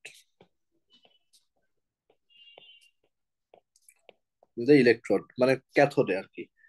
তো 160 milli ampere current pass করছি copper sulphate সলিউশনে 40 minute ধরে, বলছে কয়টা copper atom deposit হবে। তো আমরা একটু আগেই পড়ছি যে N is equal to IT by EF, but এবার সংখ্যা জানতে চাইছে, সো এন এর জায়গায় লিখবো N by N A is equal to IT by EF, and then এখান থেকে N is equal to IT by EF into N A. এখন আই হচ্ছে 160 milli ampere, that is 0.16 ampere, আর টি হচ্ছে 40 minute, that is 40 × 60 seconds. কপারের ই এর মান হচ্ছে 2, আর এফ হচ্ছে 96,500, আর N A number of Avogadro হচ্ছে 6.02 × 10⁻23। তো এখান থেকে আমরা বের করতে পারবো যে কতগুলো কপার অ্যাটম জমা হবে। ঠিক আছে, সো অ্যান্সারটা আসবে 1.19816 × 10⁻21। তো এতগুলো কপার অ্যাটম ক্যাথোডে জমা হবে। খুবই ইজি। আচ্ছা, এরপর ম্যাথ নাম্বার 6, খুব ইম্পর্ট্যান্ট একটা ম্যাথ দেখবো এখন। সবাই একটু ভালো করে দেখবা, এই ম্যাথ গুলো দেখা যায় যে এই টাইপের কোশ্চেন গুলো হচ্ছে সবার কনফিউশন হয় যদি ঠিক মতো বুঝে না পড়ে। এটা বইয়ের অঙ্কই, এগুলো সবই বইয়ের অঙ্ক, এগুলো সবই হাজারি বইয়ে এক্সাম্পলে আছে, তারপর স্টুডেন্টস ওয়ার্কে আছে। সো এই কোশ্চেনটা জিজ্ঞেস করা হচ্ছে at STP 250 millilitre hydrogen gas 250 millilitre hydrogen gas is produced when current is passed through when current is passed through when current is passed through dilute aqueous solution of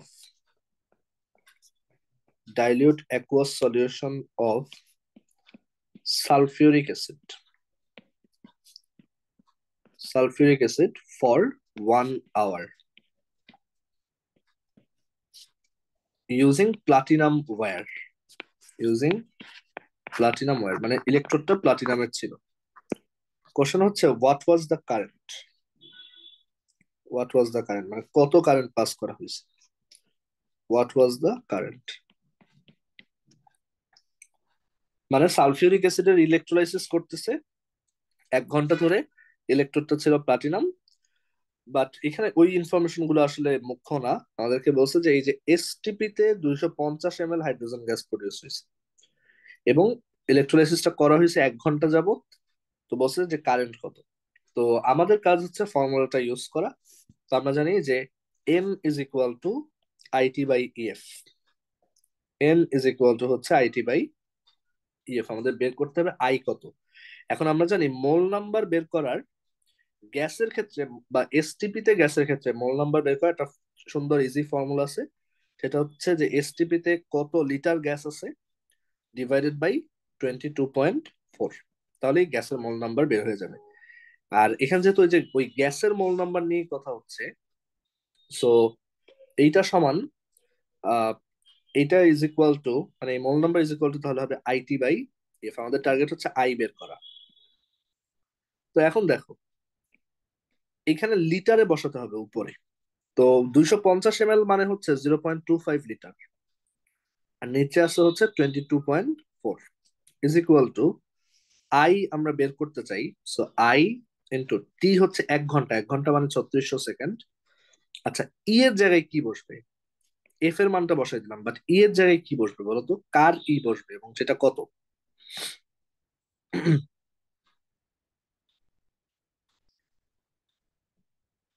বলতো কার ই হবে এখানে?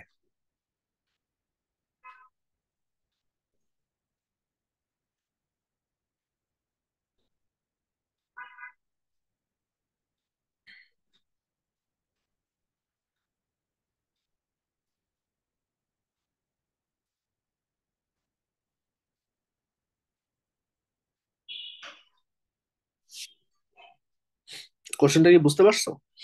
যে এখানে কার ই বসাবো?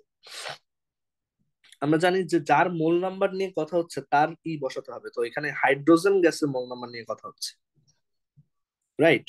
সো মানে তার মোল নাম্বার এই পাশে আমরা হিসাব করছি। সো তার ই বসবে। এখন হাইড্রোজেন গ্যাসের ইকুইভ্যালেন্ট নাম্বার কত? আমরা একটু মনে করি যে শুধু হাইড্রোজেনের ইকুইভ্যালেন্ট নাম্বার হচ্ছে 1, বিকজ হাইড্রোজেন একটা ইলেকট্রন ছেড়ে দিয়ে এইচ প্লাসে কনভার্ট হয়। আবার এখন এখানে আমাদেরকে বলছে হাইড্রোজেন গ্যাসের ইকুইভ্যালেন্ট নাম্বার কত। হাইড্রোজেন গ্যাস কিন্তু শুধু হাইড্রোজেন না, হাইড্রোজেন গ্যাস কিন্তু দুইটা হাইড্রোজেন, H2।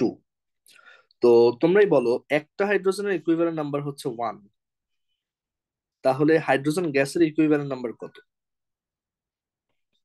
কত হবে? 2। 2। আর এটার এক্সপ্লেনেশনটা এরকম যে এই হাইড্রোজেন গ্যাস দুইটা ইলেকট্রন ছেড়ে দুইটা এইচ প্লাস ফর্ম করে। সো এই যে 2, ইকুইভ্যালেন্ট নাম্বার হচ্ছে 2। তো এখানে 2 বসবে, ঠিক আছে? সো এখন এটা এখান থেকে হিসাব করব, তাহলে আই পেয়ে যাব। এখান থেকে আমরা পাবো যে আই ইজ ইকুয়াল টু হচ্ছে 0.5983। এই টাইপের কোশ্চেন গুলো কিন্তু বেশি ইম্পর্ট্যান্ট। দেখা যায় এগুলো স্টুডেন্টরা বেশি ভুল করে, কারণ এগুলো একটু টেকনিক, মানে একটু ক্রিটিক্যাল। ঠিক আছে? সো আমরা বুঝতে পারলাম কিভাবে অঙ্কগুলো করতে হবে। এইটার যদি আমরা একটু ডিটেল ডাউন করি যে এখানে আসলে অ্যানোড ক্যাথোডে কি রিয়াকশন হয়েছে, সেটাও আমি দেখাই।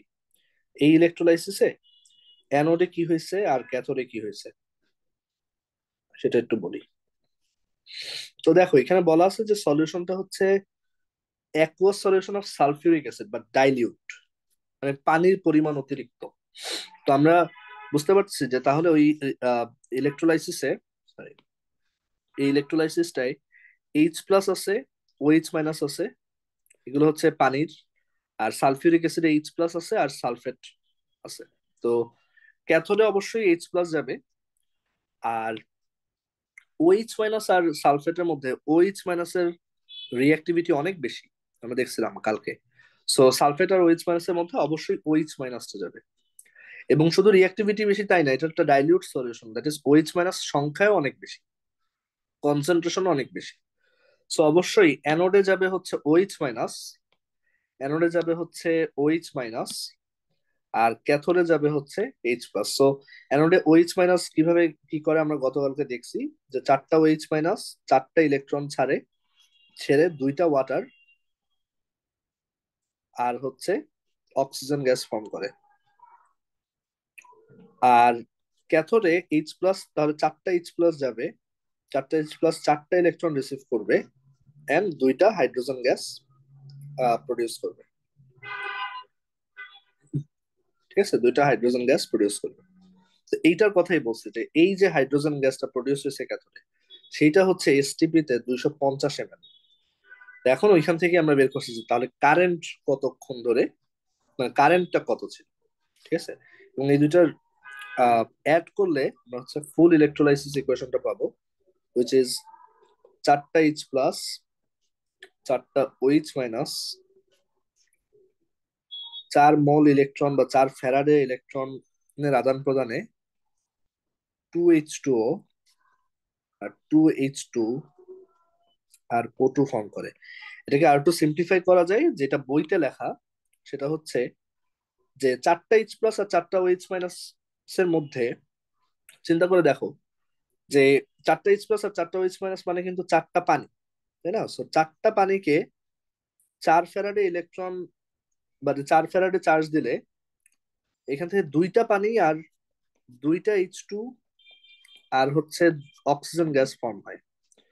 এটাকে আরো সিম্পলিফাই করে বলা যায়, এই পাশের এই যে দুইটা দিয়ে এখানে দুইটা কেটে দেই। সো এটাকে আরো সিম্পলিফাই করে বলা যায় যে 2 মোল পানিকে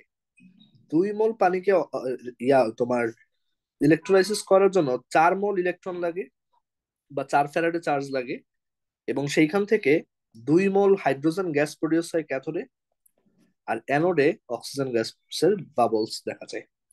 তো এইটা হচ্ছে বইতে এই ইকুয়েশনটা দেওয়া আছে যে 2 মোল পানিকে ইলেকট্রোলাইসিস করার জন্য 4 মোল ইলেকট্রন প্রয়োজন হয়। বুঝছি। ওকে, এন্ড এইখান থেকে তাহলে এটাও বুঝতেছো যে এই ওয়াটারের ইকুইভ্যালেন্ট নাম্বার হচ্ছে তাহলে 2, যেটা আমরা অন্যভাবেও দেখছি যে আসলেই তাই। ওয়াটার ইকুইভ্যালেন্ট নাম্বার 2, কারণ এখানে ক্যাটায়ন আছে দুইটা আর চার্জ হচ্ছে এক করে, সো 2। এবং এখান থেকে 2 মোলের জন্য 4 মোল ইলেকট্রন লাগে, তাহলে 1 মোলের জন্য লাগে কত, 2 মোল। তো ইকুইভ্যালেন্ট নাম্বারটা হচ্ছে 2। ঠিক আছে, সবাই কি এই কোশ্চেনটা বুঝতে পারছে? এটা খুবই ইম্পর্টেন্ট। ক্লিয়ার এটা সবার? জি ভাইয়া। ওকে, আমরা তাহলে পরের কোশ্চেনে আসি।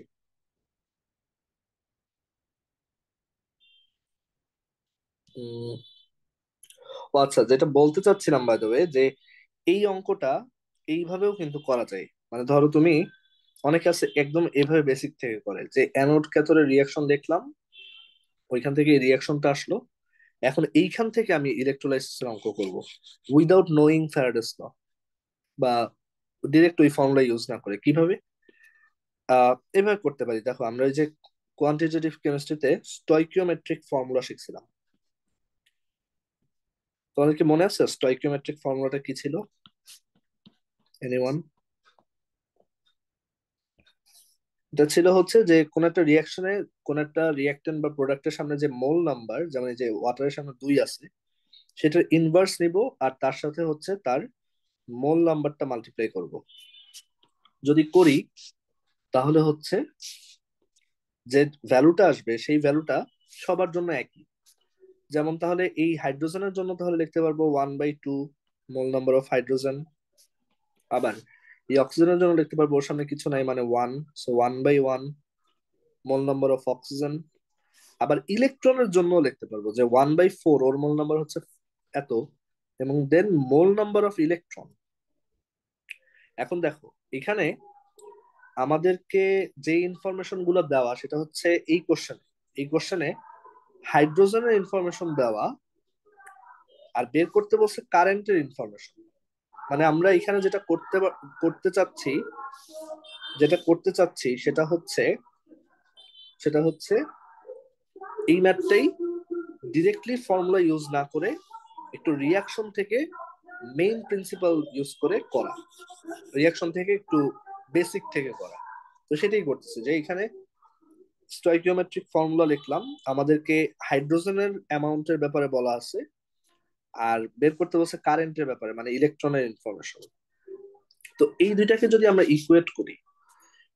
ইকুয়েট করে we can write half mole number of hydrogen equals 1/4 mole number of electron.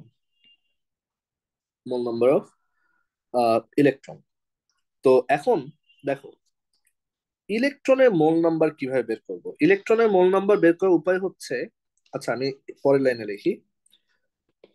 এখান থেকে যেটা করব, দেখো, হাইড্রোজেনের মোল নাম্বার বের করব, হাইড্রোজেনের ভলিউম দেওয়া আছে এসটিপি তে, সেটা লিটারে কত হয় বসাবো, ওইটাকে ডিভাইড করব 22.4 দিয়ে, তাহলে হাইড্রোজেনের মোল নাম্বার পেয়ে যাবো।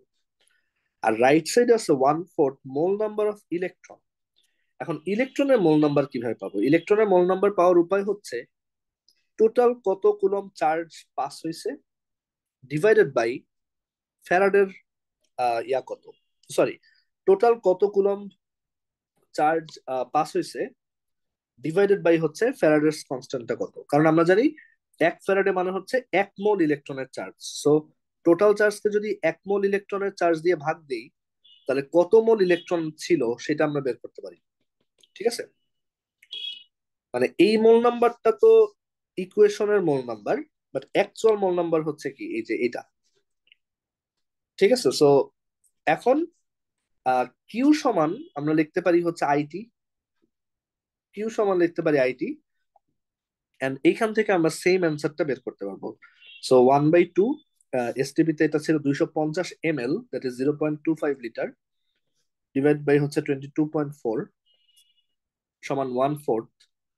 আর কারেন্টের মানটা হচ্ছে আমরা বের করব, 1 ঘন্টা ধরে চালানো হচ্ছে, সো টি এর মান হচ্ছে 3600, আর এফ এর মান হচ্ছে 96,500। দেখো, এখানে কিন্তু ইকুইভ্যালেন্ট নাম্বারের কিছু হিসাব করা লাগবে না, বাট আমরা সেম অ্যান্সারটাই এখানেও পাবো। I is equal two 0.59 83 amps.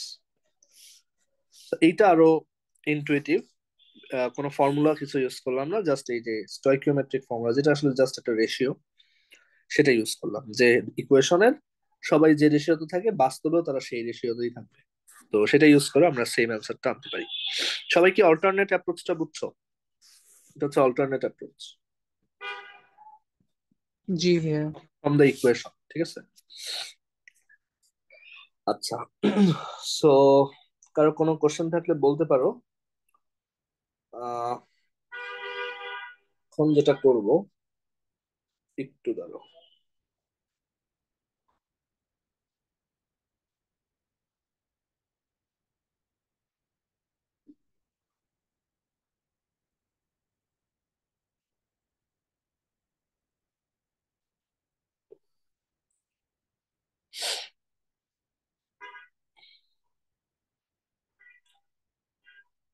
আচ্ছা, সো এখন আমরা এই ম্যাথটার পর আরেকটা ম্যাথ দেখে ফেলি। Math number 7। তো এই ম্যাথটায় বলা হচ্ছে 3 ampere current is passed for 3 ampere current is passed for 2 hours through water. 3 ampere current is passed for 2 hours through water, uh, with which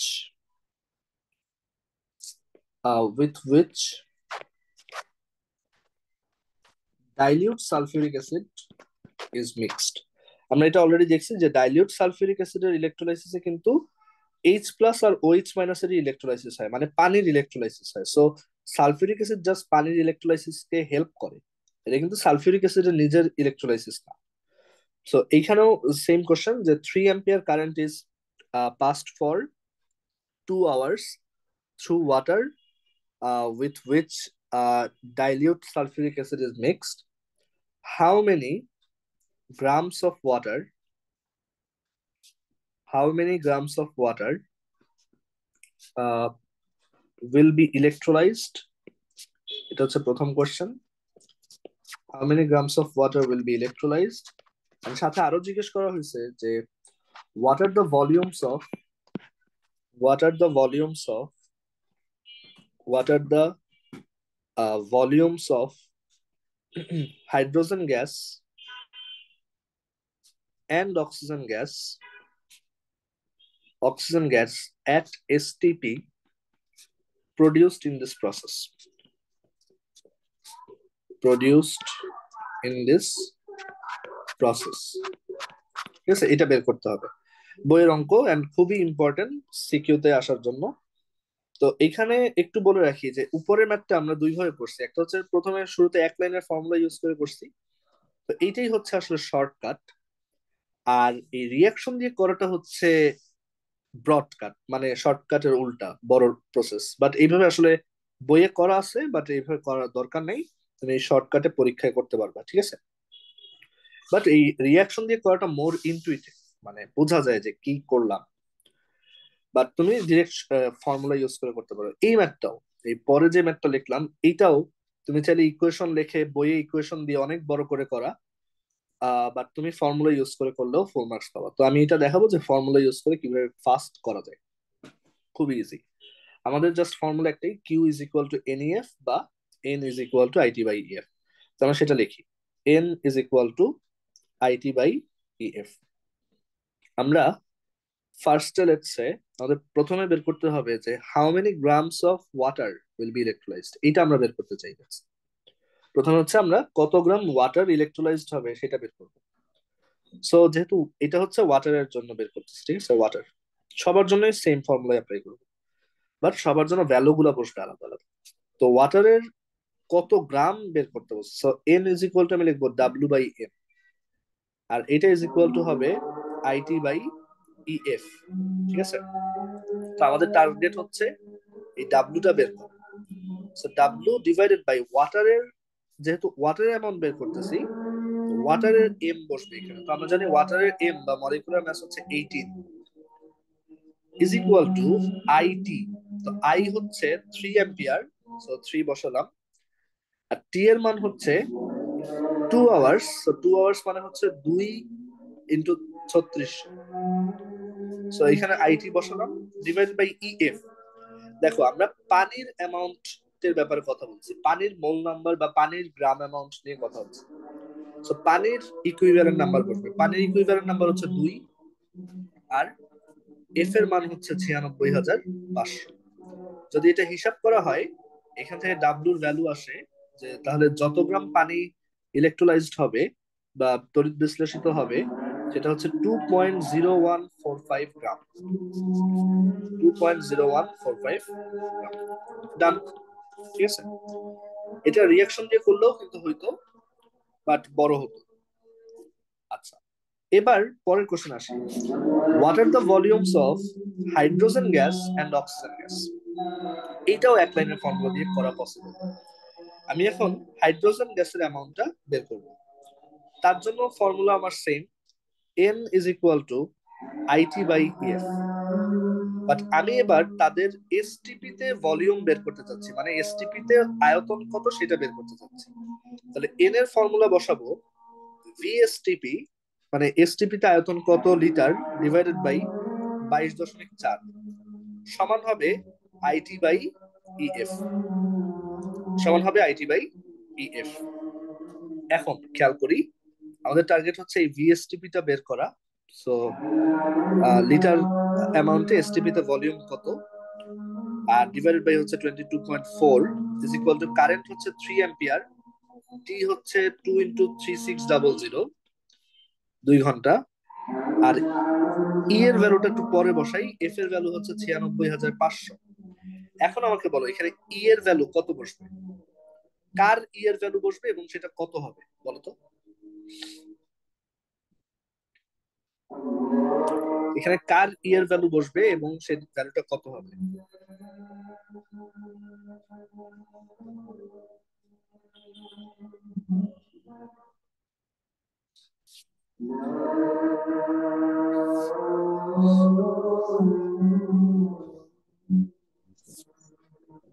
H2. হ্যাঁ, এইচ টু ইকুইভ্যালেন্ট নাম্বার কত? 2. আগেরবার কিন্তু আমরা পানির জন্য করছিলাম, পানির ইকুইভ্যালেন্ট নাম্বার বসেছে 2। এবার হাইড্রোজেন গ্যাসের ব্যাপারে কথা হচ্ছে, সো ই এর ভ্যালু বসবে 2। আমরা জানি শুধু হাইড্রোজেনের ইকুইভ্যালেন্ট নাম্বার 1, আর এইচ টু ইকুইভ্যালেন্ট নাম্বার তাহলে 2। ঠিক আছে, সো এখান থেকে আমরা ভিএসটিপি বের করব, এবং সেই ভিএসটিপির ভ্যালু আসে 2.5069 লিটার। সো এত লিটার হাইড্রোজেন গ্যাস তোমার প্রডিউস হবে এসটিপি তে। আচ্ছা, এবার অক্সিজেনেরটা বের করি। অক্সিজেন গ্যাস কতটুকু প্রডিউস হবে? অক্সিজেন গ্যাস, তো আবার same formula, N is equal to IT by EF. N সমান হচ্ছে ভিএসটিপি ডিভাইডেড বাই হচ্ছে 22.4 is equal to IT by EF, সব সেম। তারপর হচ্ছে ভিএসটিপি ডিভাইড বাই 22.4, আর এই আগেরটা হচ্ছে হাইড্রোজেনের জন্য ছিল, এবার হচ্ছে অক্সিজেনের জন্য, সমান আই হচ্ছে अगेन 3, টি হচ্ছে 2 ইন্টু 3600। আর ই এর মান কত হবে তোমরা বলো এখানে 4. কার? হ্যাঁ, 4। অক্সিজেন গ্যাসের শুধু অক্সিজেনের ইকুইভ্যালেন্ট নাম্বার কিন্তু 2, তার ভ্যালেন্সি 2, বাট অক্সিজেন গ্যাস মানে কি O2, তো তার ইকুইভ্যালেন্ট নাম্বার হচ্ছে 4, এখানে 4 বসাবো। তো এইখান থেকে আমরা তখন এসটিপি তে অক্সিজেন কতটা প্রডিউস হবে সেটা পেয়ে যাবো, which is 1.25345 litre oxygen. That's it. What if আমি এটা ইকুয়েশন দিয়ে করতে চাইতাম, সেটাও করা পসিবল ছিল। আমরা ইকুয়েশনটা দেখছি অলরেডি, যে আমরা অ্যানোড ক্যাথোড এগুলো না লিখি, ডিরেক্ট ফুল রিয়াকশনটা লিখি, যে 2 মোল ওয়াটারের ইলেকট্রোলাইসিসে 4 মোল ইলেকট্রন ইউটিলাইজড হয়, আর এখান থেকে 2 মোল হাইড্রোজেন গ্যাস প্রডিউস হয়, আর অক্সিজেন প্রডিউস হয়, রাইট? তো এখান থেকেও করতে পারতাম, এখান থেকে আমরা লিখতে পারি যে 1/2 মোল number of water is equivalent to 1/2 is equal to mole number 1/2 mole number of hydrogen is equal to 1/1 mole number of oxygen is equal to 1/4 mole number of electron. এখন আমাদেরকে এখানে ইনফরমেশন দেওয়া আছে এইটার, বের করতে বসে এই তিনটার। সো আমি যদি ওয়াটারের অ্যামাউন্টটা বের করতে চাই তখন লিখবো 1/2 মোল number of water is equal two 1/4 mole number of electron. তো 1/2 বের করতে বলা হয়েছিল যে কত গ্রাম ওয়াটার ইলেকট্রোলাইজড হবে, সো তার মোল নাম্বারটা লিখবো W/M এভাবে। আর এখানে 1/4 মোল নাম্বার অফ ইলেকট্রন হচ্ছে IT/F, সরি IT/F, মানে মোল নাম্বার হচ্ছে ইলেকট্রনের মোল নাম্বার হচ্ছে কত চার্জ ডিভাইডেড বাই, মানে কত কুলম চার্জ ডিভাইডেড বাই 1 মোল ইলেকট্রনের চার্জ কত, সেটাই হচ্ছে ফ্যারাড। তো এখন যদি ভ্যালু গুলো বসাই তাহলে 1/2 ডাব্লিউ বের করবো, এম হচ্ছে 18, 1/4 আই হচ্ছে 3, টি হচ্ছে 2 × 3600 ডিভাইডেড বাই এফ হচ্ছে 96,500। এইখান থেকেও তুমি যদি হিসাব করো ডাব্লিউ সমান পাবা 2.0145 গ্রাম, মানে ওয়াটার কতটুকু ইউজ হয়েছে সেই ডাব্লিউ সমান পাবা 2.0145 গ্রাম, ঠিক আছে।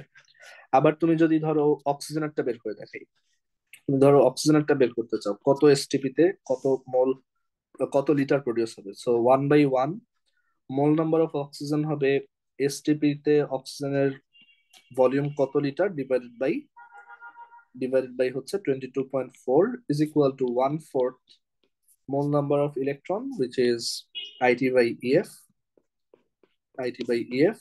তো এখন ভ্যালু গুলো বসাই, 1/1 VSTP divided by 22.4 is equal to 1/4 I হচ্ছে 3 অ্যাম্পিয়ার, টি হচ্ছে 2 × 3600। আচ্ছা এখানে ইএফ হবে না, বাই দ্য ওয়ে এফ হবে। আর এফ হচ্ছে 96500। এখান থেকেও তুমি যদি হিসাব করো তাহলে অক্সিজেনের এসটিপি তে অ্যামাউন্টটা পেয়ে যাবা which is 1.25345 লিটার্স। সো যেভাবেই করো সেম, বাট এই যে অবভিয়াসলি এটা হচ্ছে শর্টকাট, তোমার জাস্ট একটা ফর্মুলা মনে রাখতে হবে, ভ্যালুগুলা প্রপারলি বসাতে হবে এবং মোল নাম্বারের জন্য অ্যাপ্রোপ্রিয়েট ফর্মুলাটা চুজ করতে পারতে হবে যখন যেটা চাবে ওই অনুযায়ী, বা যে ইনফরমেশন অ্যাভেলেবল থাকবে ওই অনুযায়ী। বুঝতে পারছো সবাই এটা?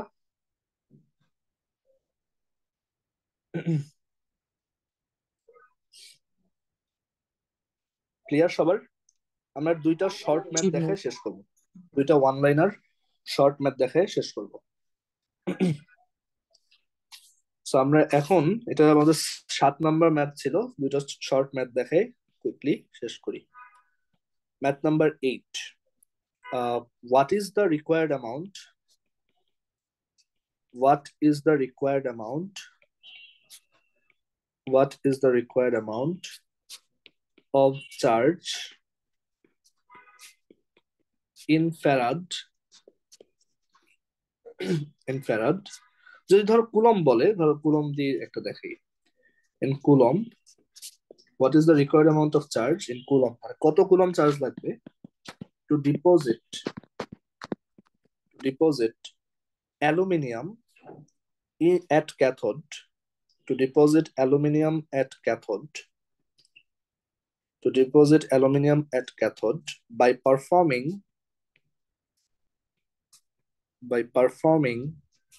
the electrolysis of 5 mole Al2SO4 3। দুইটা কোশ্চেন দেখাবো, এই দুইটা কোশ্চেনে এই ফর্মুলা কিভাবে ইউজ করতে হয় সেই কনফিউশনটা পুরোপুরি ক্লিয়ার হবে। তো ম্যাথ নাম্বার 9 একই একই রকম কোশ্চেন, জাস্ট একটা ছোট চেঞ্জ আছে, সেম কোশ্চেনটা আবার লিখবো। So what is the required amount of charge in coulomb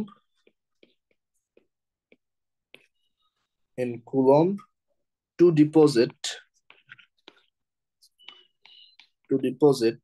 5 mole aluminium at cathode by performing the electrolysis by performing the electrolysis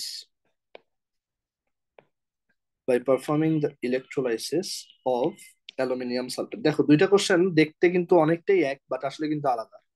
একটাই বলছে অ্যালুমিনিয়াম সালফেটের, যে পরেরটাই, অ্যালুমিনিয়াম সালফেটের ইলেকট্রোলাইসিস করে ক্যাথোডে যদি 5 মোল অ্যালুমিনিয়াম জমা করতে চাই তখন কতটুকু চার্জ লাগবে। আর প্রথম কোশ্চেনে বলছে ক্যাথোডে অ্যালুমিনিয়াম জমা করতে যদি চাই 5 মোল অ্যালুমিনিয়াম সালফেটের ইলেকট্রোলাইসিস করে তখন কত কুলম চার্জ লাগবে। দুইটা কোশ্চেন কিন্তু আলাদা। তো এই সাটেলিটিটা আমাদের একটু খেয়াল রাখতে হবে যে এটা কিন্তু সেম জিনিস বোঝায় নেই। একটা বলছে জমা করতে চাই 5 মোল অ্যালুমিনিয়াম, আর একটা বলছে যে ইলেকট্রোলাইসিস করতে চাই 5 মোল অ্যালুমিনিয়াম সালফেট। আমরা কিভাবে করব, জাস্ট ফর্মুলাটা অ্যাপ্লাই করি, তখন তাহলেই বুঝতে পারবো যে কিউ ইজ ইকুয়াল টু হচ্ছে এন ই এফ। এখন সেই ছোট ডিটেলস গুলো মনে করি যে এন হচ্ছে যার ব্যাপারে বের করতে চাই তার মোল নাম্বার, ই হচ্ছে আহ যার এন তার ই, আর এফ এর ভ্যালু তো দেওয়াই আছে, সো এখানে কিউ বের করতে বলছে। তো কিউ সমান হচ্ছে এন ই এফ। এখন এন সমান কি হবে, তো আমরা দেখি এখানে এই যে মোল নাম্বারটা দেওয়া, এটা হচ্ছে যার ইলেকট্রোলাইসিস হয়েছে তার মোল, তো তার মোল নাম্বার হচ্ছে 5, বসালাম। এখন এখানে আমাকে বলো তো ই বসবে কার, এখানে ইটা কার বসবে বলো তো।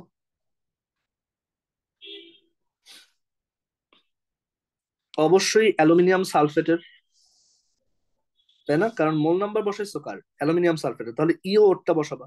এখন অ্যালুমিনিয়াম সালফেটের ই কত, অ্যালুমিনিয়াম সালফেটে ক্যাটায়ন আছে দুইটা, এই যে দুইজন, আর চার্জ হচ্ছে 3 3 প্লাস, সো 2 × 3 6, তো এখানে বসবে তাহলে 6।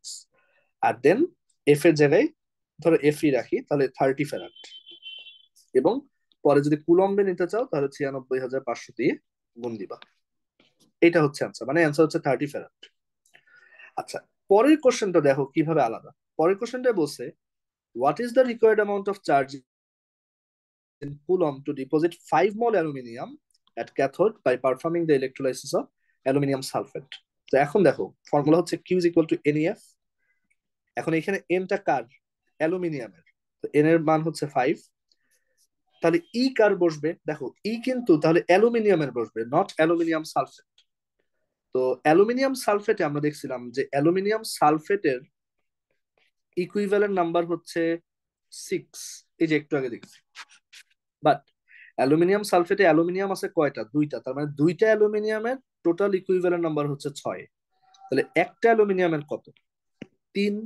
আর যেহেতু এখানে আমরা মোল নাম্বারটা বসাইছি শুধু অ্যালুমিনিয়ামের, তাহলে এখানে ইকুইভ্যালেন্ট নাম্বারটা বসবে এই শুধু অ্যালুমিনিয়ামের, এবং শুধু অ্যালুমিনিয়ামের ইকুইভ্যালেন্ট নাম্বার এই কনটেক্সটে হচ্ছে 3। তো এখানে বসবে 3 × F, দ্যাট ইজ 15 ফ্যারাড। দেখছো অ্যান্সারটা কিন্তু আলাদা। এবং কুলম্বে নিতে চাইলে এটাকে 96500 দিয়ে মাল্টিপ্লাই করতে হবে। সো দুইটা কিন্তু এক না, একটা হচ্ছে 5 মোল জমা করছি আর একটা হচ্ছে 5 মোলকে ইলেকট্রোলাইসিস করছি। সো দুইটা কিন্তু আলাদা, ঠিক আছে। আচ্ছা, সো এই পর্যন্তই আজকে। তোমাদের কারো কোনো কোশ্চেন আছে? আমি এই পুরো নোটটা পিডিএফ বানায় গ্রুপে দিয়ে দিব কালকে, and আজকে যা যা পড়েছি, এবং কালকের রেকর্ডিংটা তো দেওয়া হয়নি, ওইটাও দিয়ে দিব, আর আজকের রেকর্ডিংটাও দিয়ে দিব, ঠিক আছে। সো এই পুরো চ্যাপ্টারটা এখানে একটা নোট আকারে থাকলো, আমি এটা নোটটাও দিয়ে দিব আর রেকর্ডিংটাও দিয়ে দিব। কারো কোনো কোশ্চেন না থাকলে আমরা মিটিংটা এখানে এন্ড করি।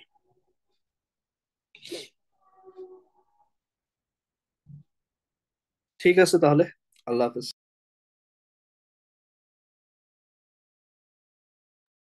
আসসালামু আলাইকুম ভাইয়া।